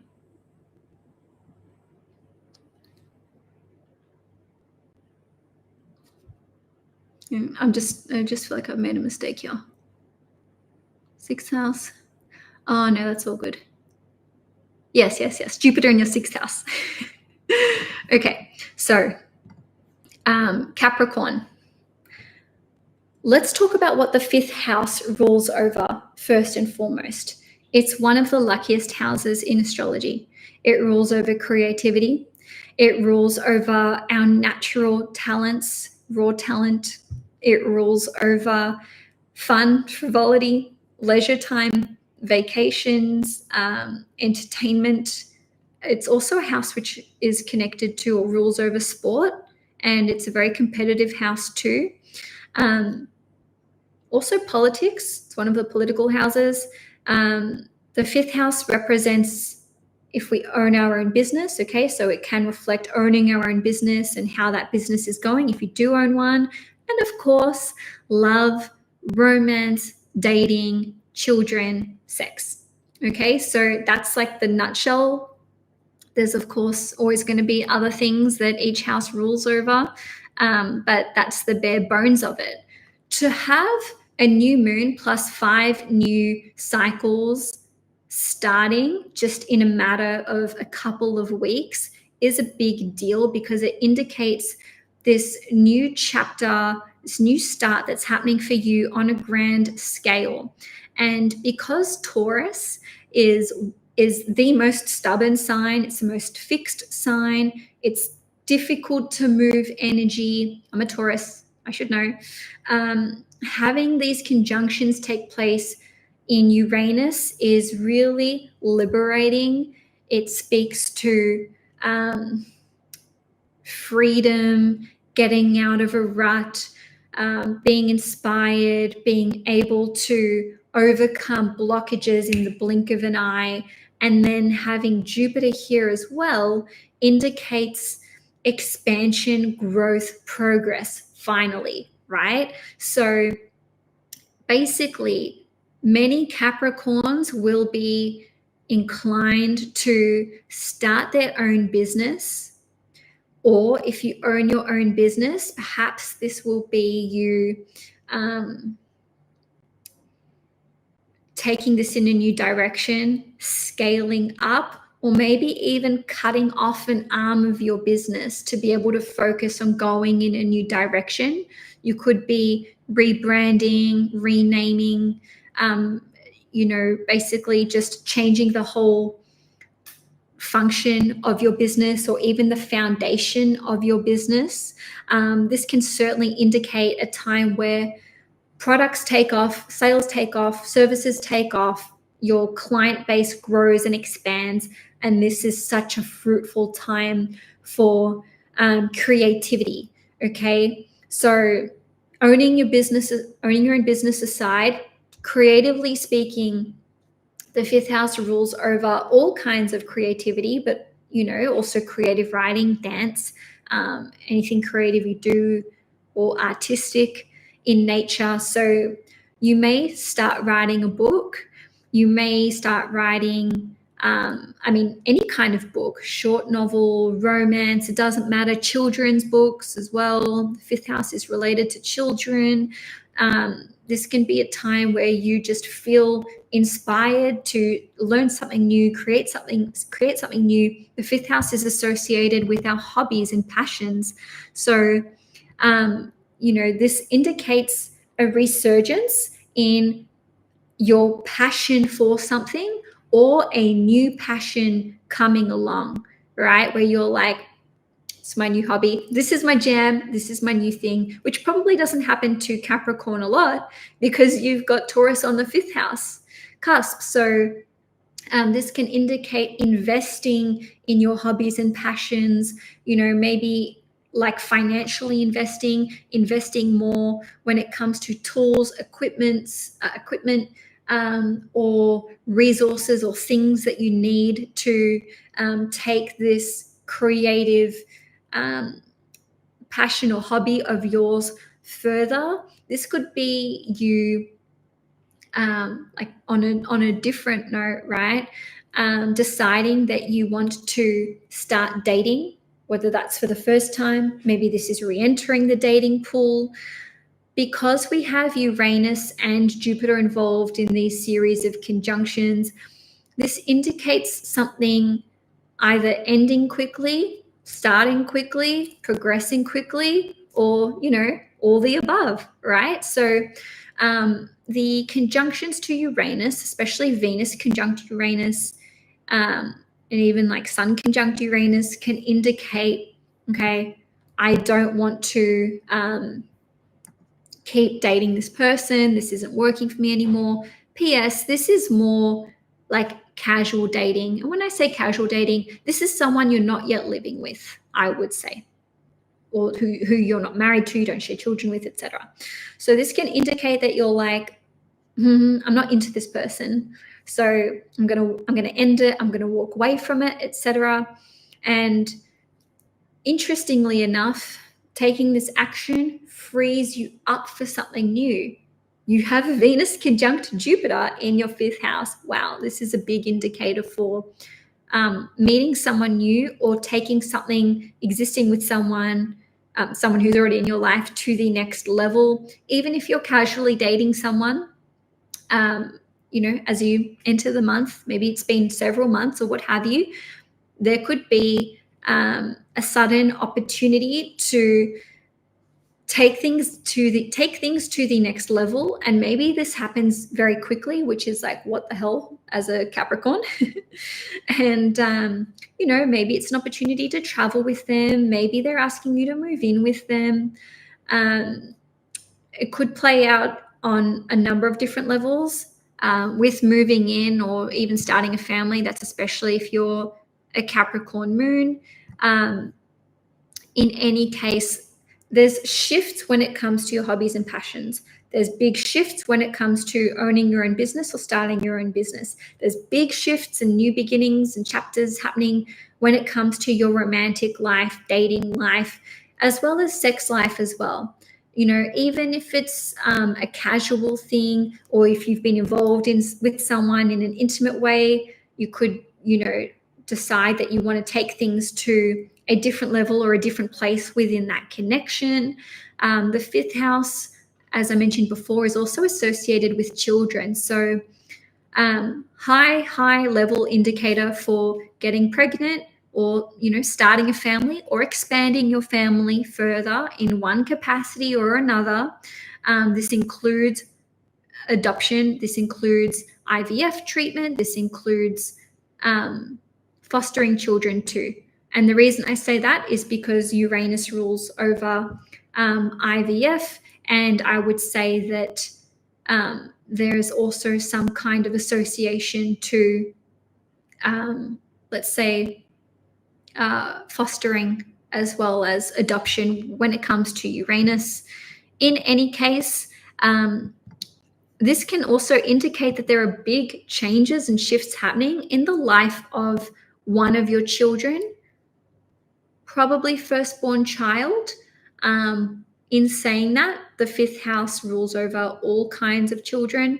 All right. So to me, if you have kids, I would say, no matter what age they are, observe them, especially between, I want to say, like the 13th of May and the 23rd of May, if not the 31st, because there can be big developments happening in their life, how they conduct themselves, how they express themselves, whether they're talking, not talking.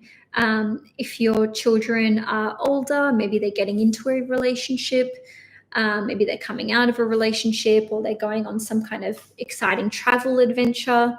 And if your children are older again, or at that age, it could indicate that they're maybe even like going through big shifts in their relationship, or possibly even getting pregnant.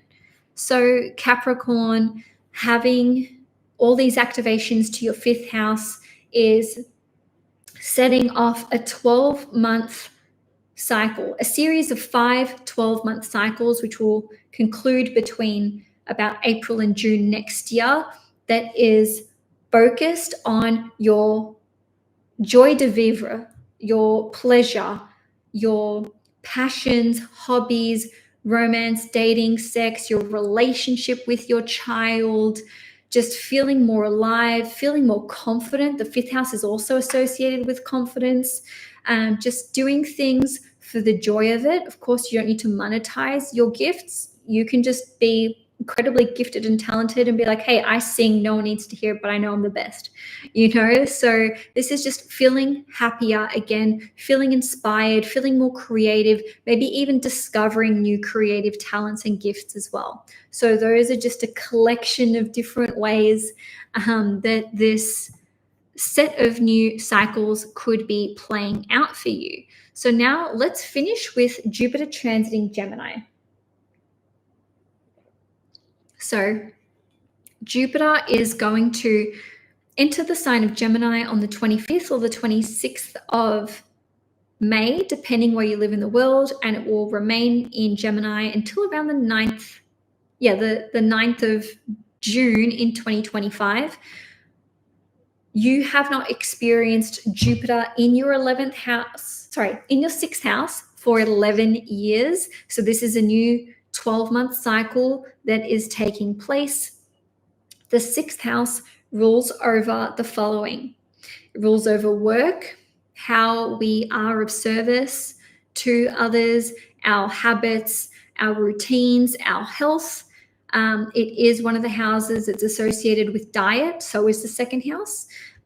It's associated, the 6th house rules over debts that we owe, mortgages, pets too, and ultimately anything that is out of balance, okay? And hey, Jupiter is a planet which is associated with prosperity, abundance, blessings, and healing taking place. And wherever it transits, we want to learn more about this. And we learn more about it because we're interested in it. And we're interested in it because we either have experience in it already, or our experiences are leading us to want to know more. If that sounds like a riddle, it's not meant to be. All of this is to say that you will learn about the themes of the 6th house, and you will experience healings, blessings, prosperity, and abundance related to the 6th house and that which it rules over. Of course, this is a general reading, so the learning experiences and how this plays out for you will depend on your personal life and your personal chart. But ultimately, let's dive into it. Jupiter through the 6th house can indicate that you are taking on more work. Okay. Now, just so you know, Jupiter can expand what it touches, or it can give us freedom from that, liberate us from that if it no longer serves us. So for Capricorn, this is going to play out in a couple of different ways.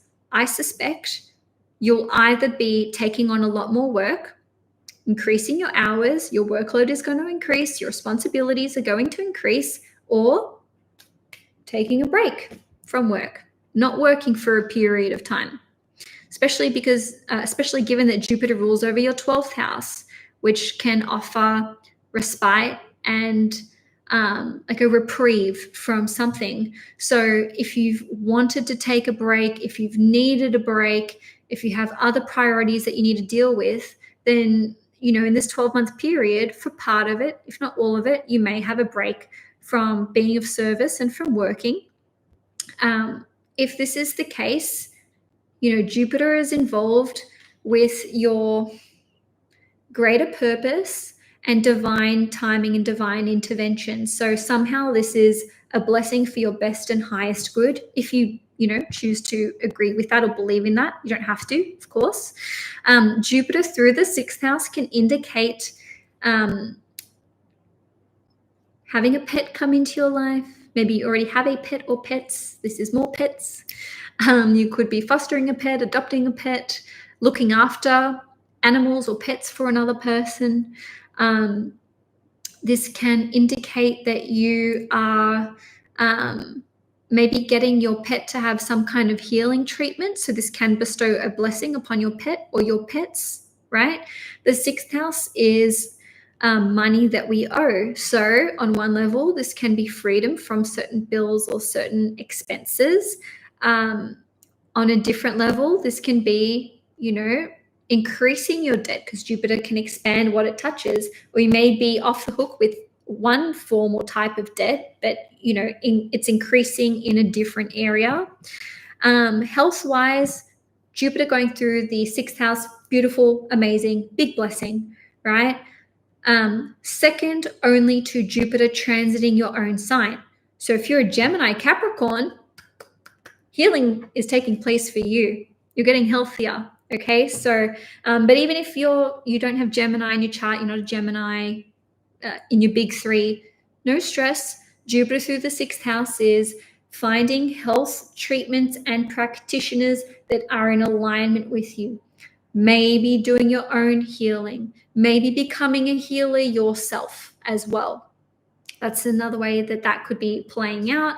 With Jupiter ruling over the 12th house, maybe you're practicing 12th house themes for your work, meditation, yoga, hotel industry, again, well, hospitals, healing, Reiki, energy work, anything to do with, let's say, something esoteric in nature, music, creativity, but you're doing this you're doing this for work, you're doing this to be of service somehow. I'm just trying to think if there's anything I haven't touched on.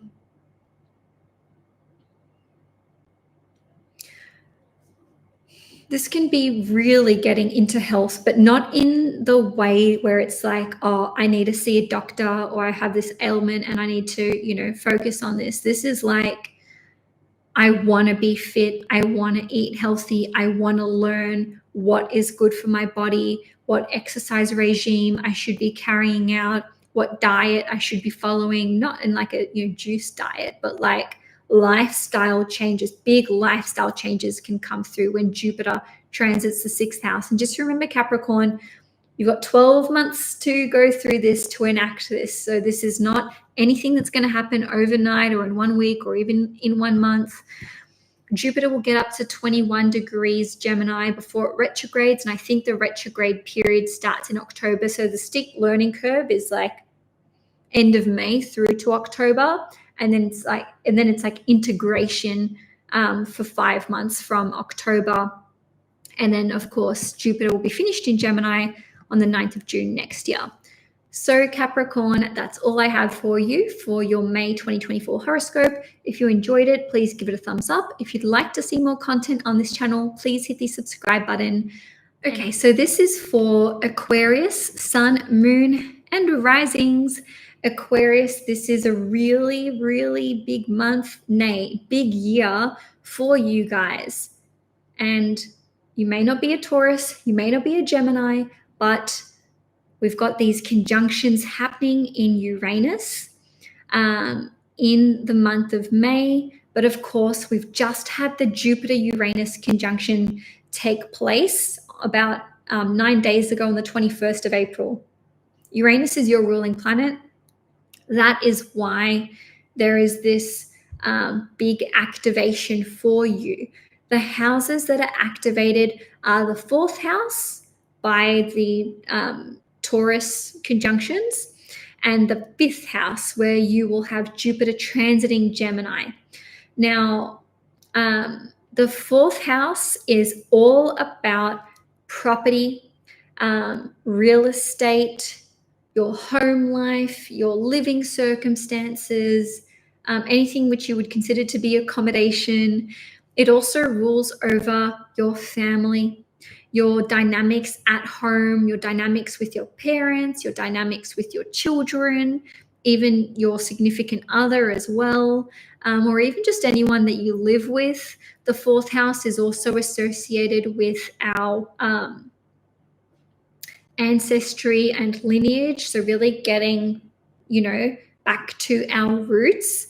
And also vehicles, cars. Now, I know that sounds crazy if you are interested in Vedic astrology, where the 4th house rules over this. But I've seen it time and time again. People who have strong 4th house activations and strong Cancer placements often seem to either be interested in cars or the car industry and so on and so forth. So I'm lumping that in there, okay? And I have theories on why that is, but I'm not going to bore you guys with the details. Lastly, the 4th house is very much associated with our emotional stability, our emotional health and well-being, and that is because it rules over our sense of security. It's shelter, right? So if the 4th house rules over our home and the roof over our heads, this is like a core fundamental thing that we need in our lives in order to feel safe and secure. Okay, so Cancer, I'm going to run through the dates of the conjunctions in Taurus, and I'm only going to run through them once. So if you need to refer back to timelines and timeframes, you can refer to the description box below where I've got all of the dates and the transits. Okay, so on the 8th of May, new moon in Taurus at 18 degrees. This is all in your 4th house, Taurus. On the 13th of May, Sun-Uranus conjunction at 23 degrees Taurus. On the 18th of May, Venus-Uranus conjunction, also at 23 degrees in Taurus. This is a big one. Next, all right, on the 18th or 19th of May, depending where you live in the world, we have the Sun-Jupiter conjunction in Taurus at 28 degrees in your 4th house. On the 23rd of May, we've got two things happening. We have the Venus-Jupiter conjunction at 29 degrees Taurus. A few hours later, the full moon in Sagittarius at 2 degrees in your 11th house. And that is opposing that conjunction, but we'll get into that later. On the 31st of May, we are going to have the Mercury-Uranus conjunction in Taurus at 24 degrees in your 4th house. So again, Uranus is one of your ruling planets. The other ruling planet is Saturn. Now, this can play out and probably will play out in across a number of different areas in your life. Just remember that these new cycles that are starting have about a 12-month timeline. So they're going to conclude between about April and June next year, so 12 months, give or take. And ultimately,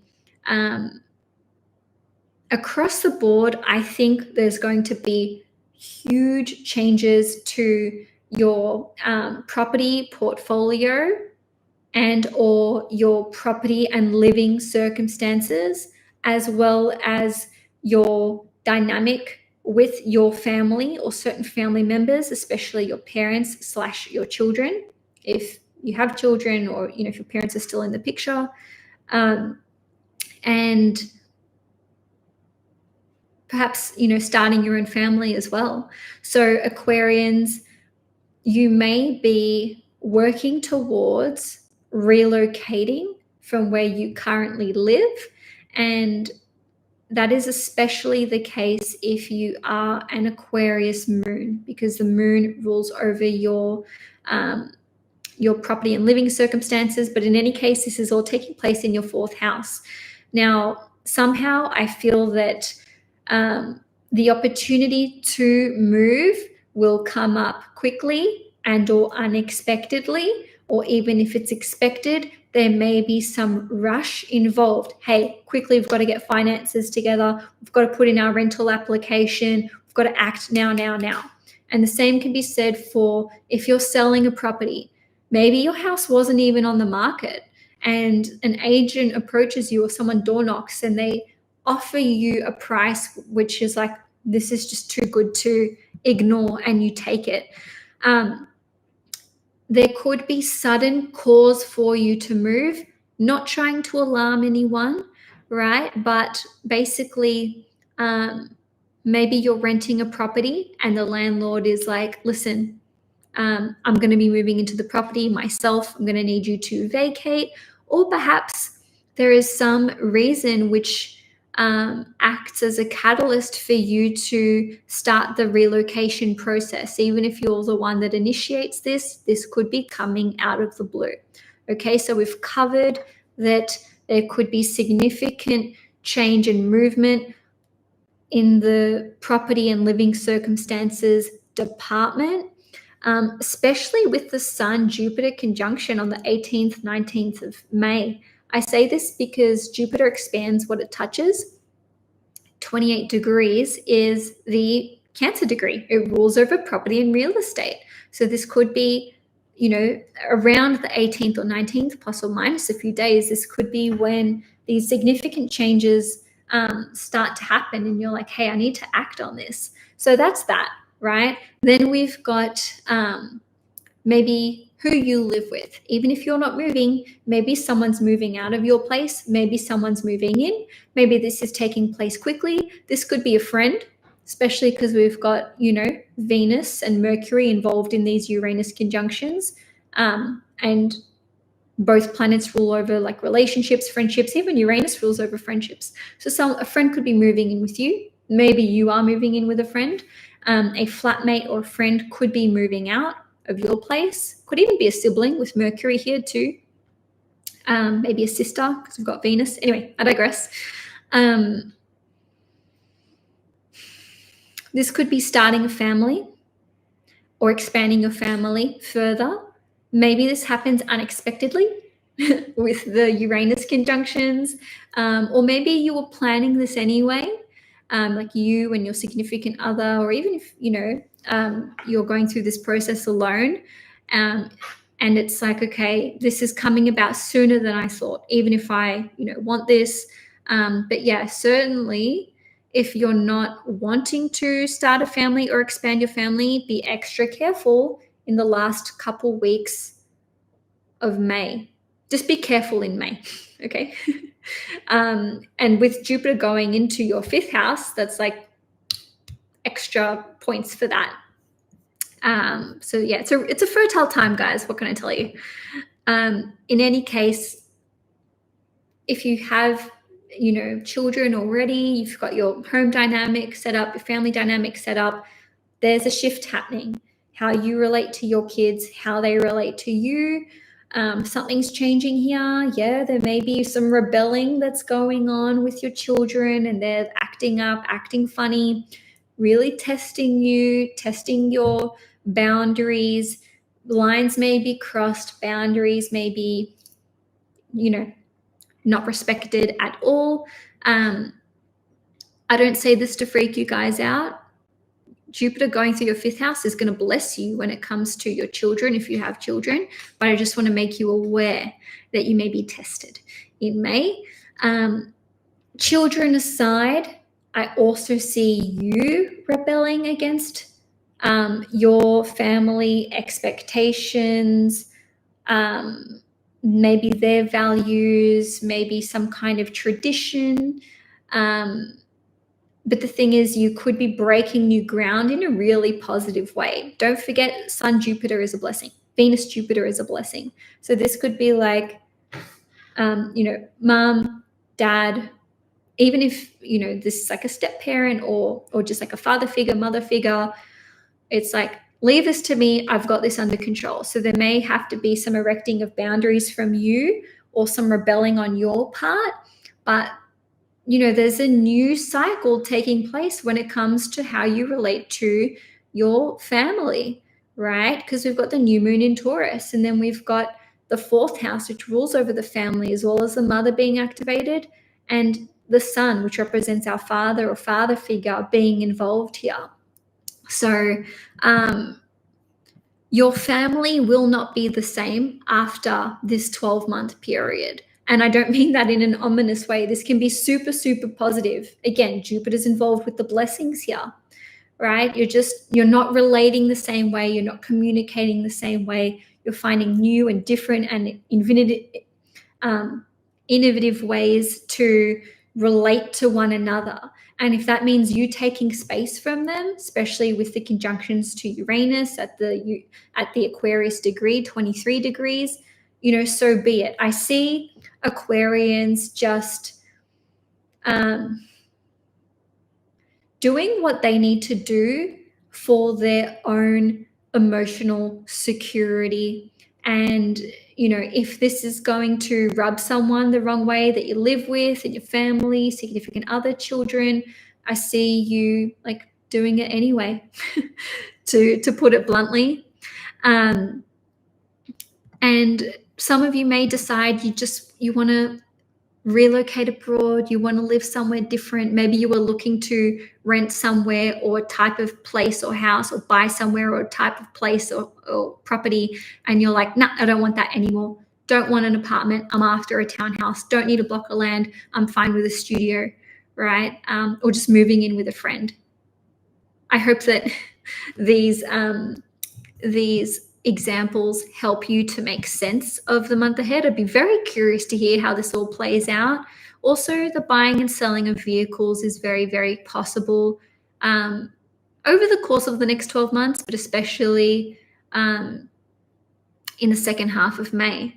Okay, Aquarius. Yeah, I think that's all on that front. No. The full moon in Sagittarius is taking place on the 23rd of May in your 11th house, and it is opposing that Venus-Jupiter conjunction in your 4th house. So the full moon in the 11th house can be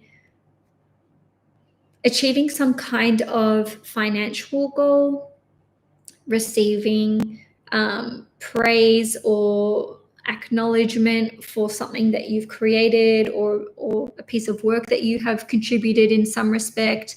This can indicate you maybe going into business with a friend or sharing resources with a friend.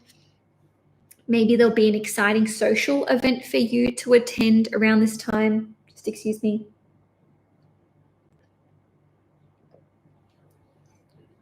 In any case, the 11th house is a very lucky house. All right. So having the full moon here can also indicate that you may be achieving some kind of long-term goal or dream that you've had for a while, especially if it's related to finances or resources. All right. So now let's have a look at Jupiter entering Gemini. So Jupiter will enter Gemini on the 25th or the 26th of May, depending where you live in the world. If you're in Australia, like me, that'll be on the 26th. Nevertheless, it's a 12-month cycle. So it will be in Gemini in your 5th house till the 9th of June in 2025. So it's going to be trining you. And the 5th house is a lucky house. It's associated with hobbies, passions. It's associated with children, love, dating, romance, sex, sport, owning your own business, and wherever Jupiter transits, this is where we're expanding the themes of that house in some way, shape, or form, and we're learning about it.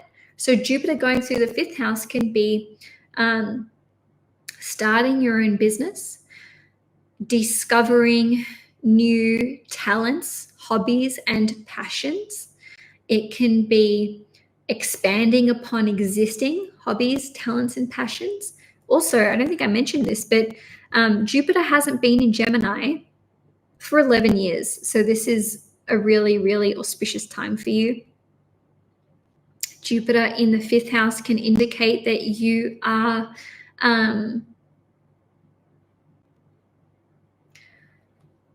learning. When I say learning, taking an existing talent, natural gift or ability that you have and really learning about it. And maybe you are going to take on some kind of higher level of education to expand upon this and develop it further. This is absolutely a time where you could be getting pregnant or starting a family. If you have children already, Jupiter going through your 5th house indicates that there is a blessing that's coming to them, especially for your firstborn child, but it doesn't have to be. This could indicate that your child is possibly getting pregnant. So maybe you are going to become a grandparent. Your child may be going on some kind of adventure. They may go on an extended travel trip. They may be moving abroad or interstate. They could be getting married or entering into a relationship, or they could be going off to college. They could be studying.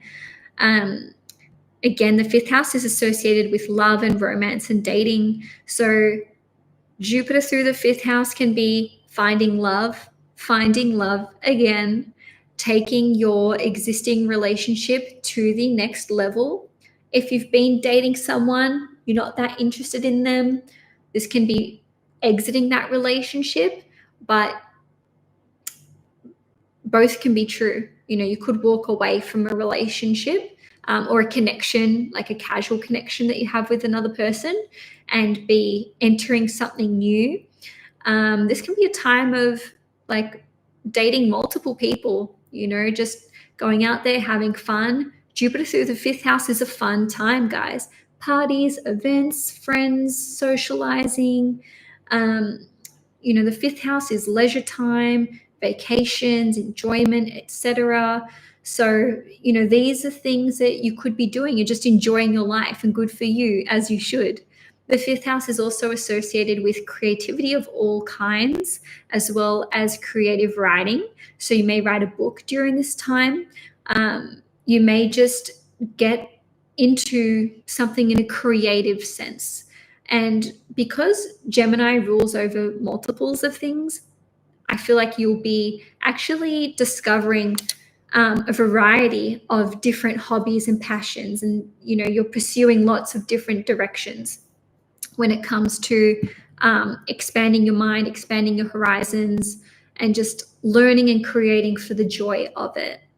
Okay, Aquarius. So that's all I have for you for May 2024. If you enjoyed this horoscope, please give the video a thumbs up. If you'd like to see more content on this channel, please hit the subscribe button. Pisces, risings, suns, and moons.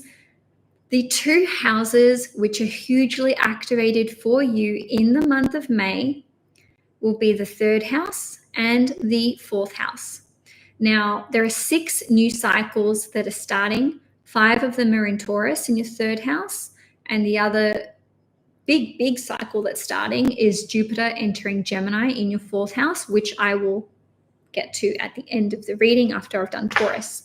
I'm only going to go through these dates once. If you need to refer back to them and the transits, you can check the description box below. On the 8th of May, there's a new moon in Taurus at 18 degrees.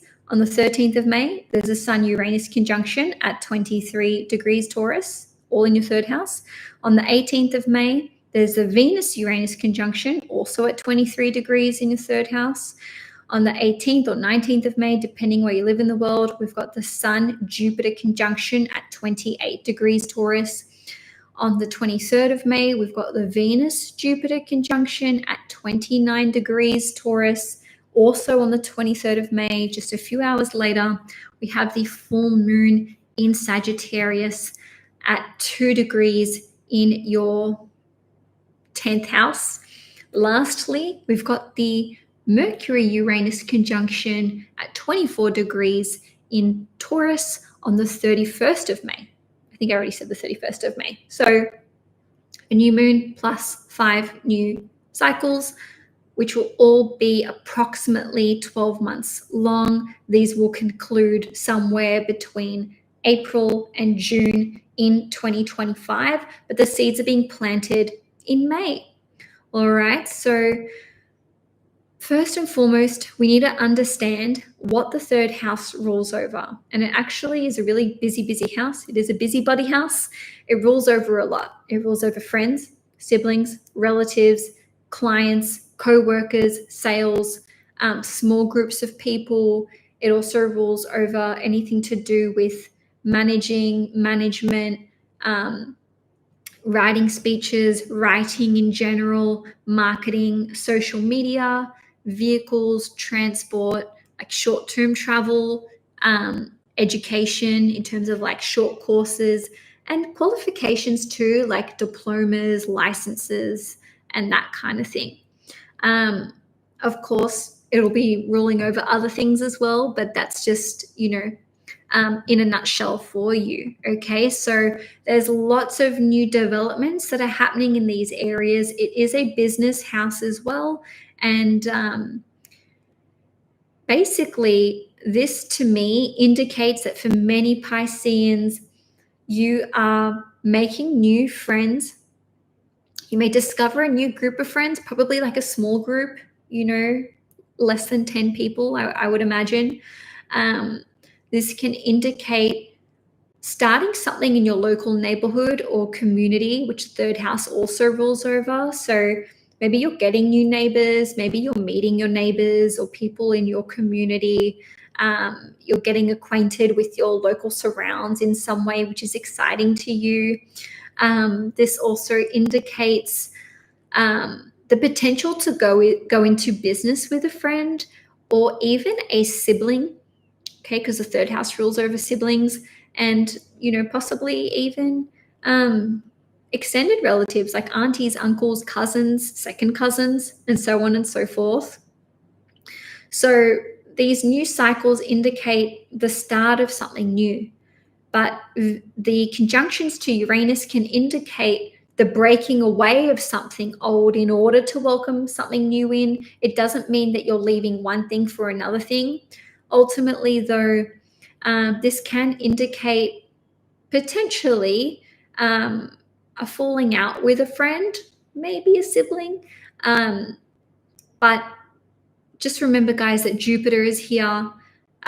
Venus, Jupiter is bestowing you with a huge blessing. So is the Sun and Jupiter too. So ultimately, I feel that there is a lot of potential to overcome issues, but they could be precipitated by a disagreement or just having a difference of views or opinions, especially with the Sun-Uranus conjunction and the Mercury-Uranus conjunction.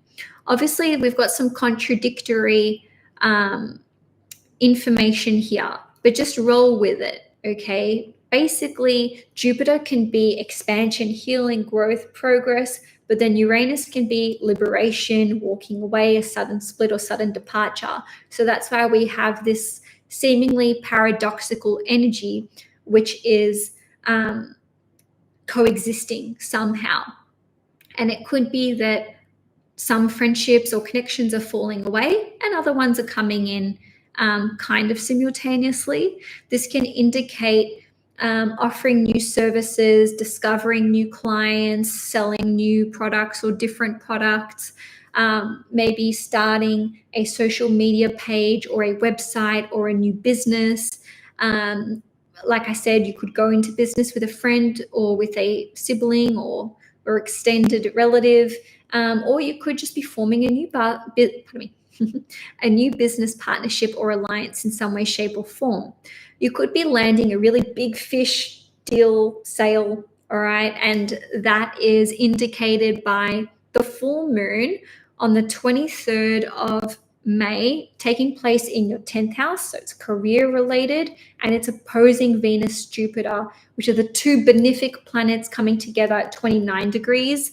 So this could very well be related to something to do with finances or resources, especially because 2 degrees is the Taurus degree, which is associated with finances and resources. So there may be some work project which comes to a conclusion around the 23rd of May, or you could just be getting noticed at work or by your boss or in a professional capacity with that full moon taking place in your 10th house. With all of these conjunctions occurring in the 3rd house, you may be learning something new, studying something new, learning something with a sibling or with a friend. Okay, you don't have to just start a business together. You don't even have to do that. You could just be like, hey, want to learn this with me? Want to do this short course with me? You yourself could be developing some kind of educational course content or course material. Gosh, I don't even think that I mentioned this at the beginning. Oh, that's because I haven't gotten to it yet. I was going to talk about Jupiter changing signs, but before I do, just know that Jupiter's activities, its conjunctions, its aspects by transit or to your natal chart. So headline, any aspects that Jupiter makes indicate you because it is your ruling planet. It indicates you and what you're doing. Yes, so does Neptune, but Jupiter moves faster, so it's more indicative of these changes that you make on a conscious level, which would be happening faster than Neptune, which has a 14-year orbit. Anywho, so basically, to me, this indicates that you are putting your energy and effort towards learning something new, upskilling, maybe procuring a new or another vehicle, license, diploma, qualification. This isn't something that takes years and years and years, like a master's or a PhD or college. This is like probably short courses that take several weeks or several months or even like a 1 year cycle. Having said that, the Jupiter-Uranus conjunction that we had at 21 degrees Taurus 9 days ago on the 21st of April does indicate that you've started this new 13, 14-year cycle of just learning, expanding within your local community, knowing who your neighbors are, maybe wanting to, make more friends, and learn new things. So it could even just be like a bunch of different, could even be like in a bunch of different areas. Just remember, guys, Jupiter rules over your 10th house and your first house.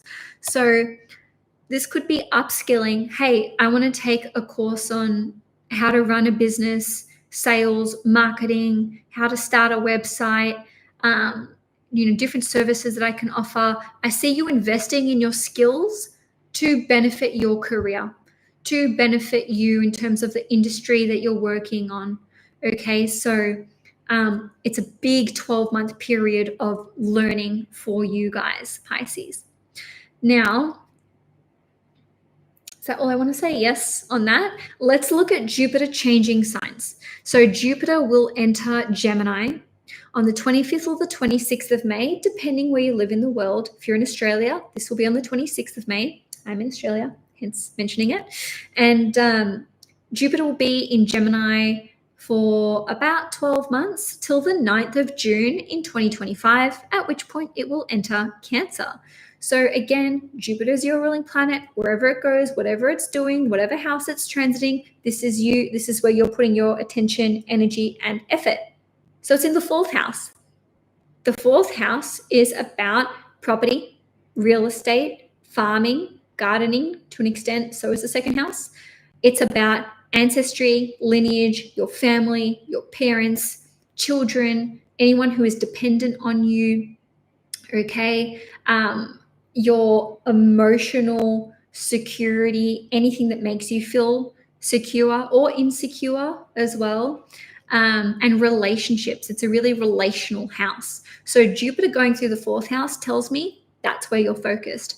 Many, many, many Pisceans will relocate during this 12-month cycle of Jupiter being in Gemini, and or there will be changes to their property portfolio. What does this mean? Some Geminis, some Pisceans will be buying and or selling property, whether that's owner-occupier or purchasing an investment property.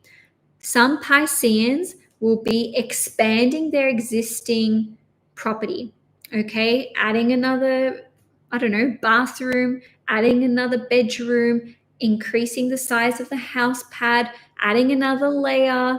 Some Pisceans will be relocating abroad or interstate. That's another way that can play out. Some of you with Jupiter ruling over the 10th house are getting into real estate and property as a career move, especially if you are a Pisces ascendant or sun. Okay, so educating yourself about the property market, the rental market, becoming a real estate agent, maybe getting your estate agent license, brokerage. Okay, I've watched Selling Sunset. I was a real estate agent for 6 years, guys, so don't let me get carried away. Just kidding. You can't stop me. Anyway, so property and real estate is where your mind is going to be at. Of course, you may not be making the move immediately. This could be something that's 12 months in the making, especially if you're setting up an interstate or international relocation. Like, that's quite a process. I myself have just moved up to Queensland from Melbourne in Victoria. And, this took several months to pull together. All right. So it's a big effort. It involves a lot. Okay. So on that front, in a nutshell, if you've wanted to move for ages, I have someone in mind right now. I wonder if we're going to chat about this after this reading. If you've wanted to move for a while, it's going to happen in this 12-month period. The timing of it just depends on your natal chart and transits, etc., and also what else you've got going on in your chart. But it's a key time for buying, selling, expanding property portfolio, renovating your property, expanding your property, and so on and so forth. Even living abroad, even if it's for 12 months, that's another way that this could play out. Or traveling for work, like this could be a year of a lot of travel for work. Even if you don't like buy, sell, or move or whatever, it's just like, hey, we need you here, we need you there, 2 weeks there, a month there, or even several months abroad. And it's like, okay, but I have my home set up and I'm coming back to this at the end. I say that because Jupiter rules over your 10th house. Alrighty, so that's that on the property front. Family-wise, flatmates, who you live with, yeah, this is also another big topic. Jupiter expands what it touches. Jupiter going through the 4th house can indicate living with more people or freedom from living with that person or a few people or whatever, okay? Because Jupiter has that duality to it. It can free us from something that's no longer in alignment, or it can expand more of that. So some of you may be like, I'm living alone now. I have freedom from this like repressive situation or oppressive, or even just like I'm over it. Like it doesn't need to be negative, and now I'm ready to be by myself. That's one way that can play out. But the other way is like getting a housemate in, a flatmate, more people coming to live with you, expanding your family. Okay, having family to come live with you too, because the 4th house does rule over family. Maybe your father, because Jupiter rules over the 10th house. I digress. I was just trying to think if there was anyone else that popped into my mind, but not really, no. So yeah, you could be moving in with your significant other. Your significant other could be moving in with you. You could be buying a home together, purchasing a house together.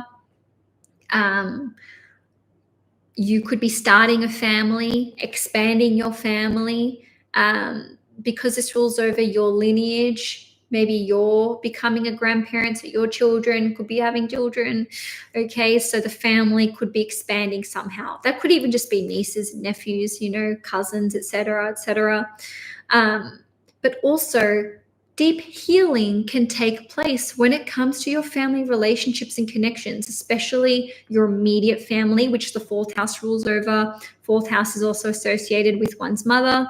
So, it could be your immediate family, just as an umbrella term. If you're a Pisces moon, this could be relationship with your mother. If you're a Pisces sun, could be relationship with your father. Doesn't have to be.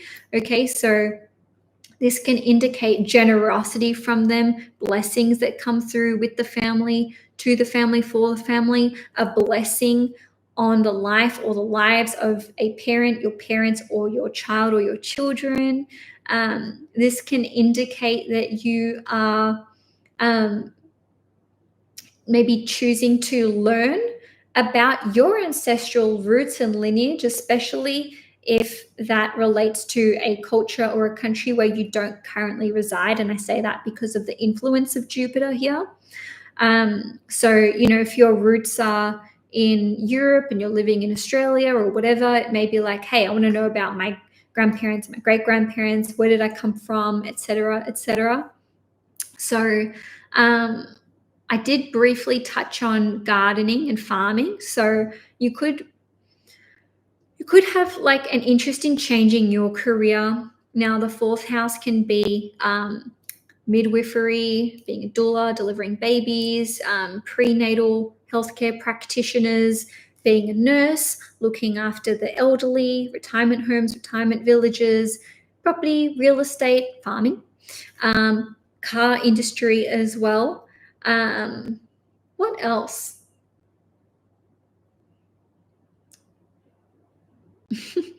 Cooking too.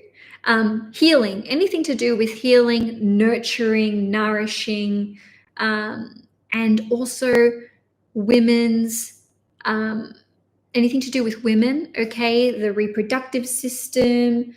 I recently met with a woman who does uterus healing.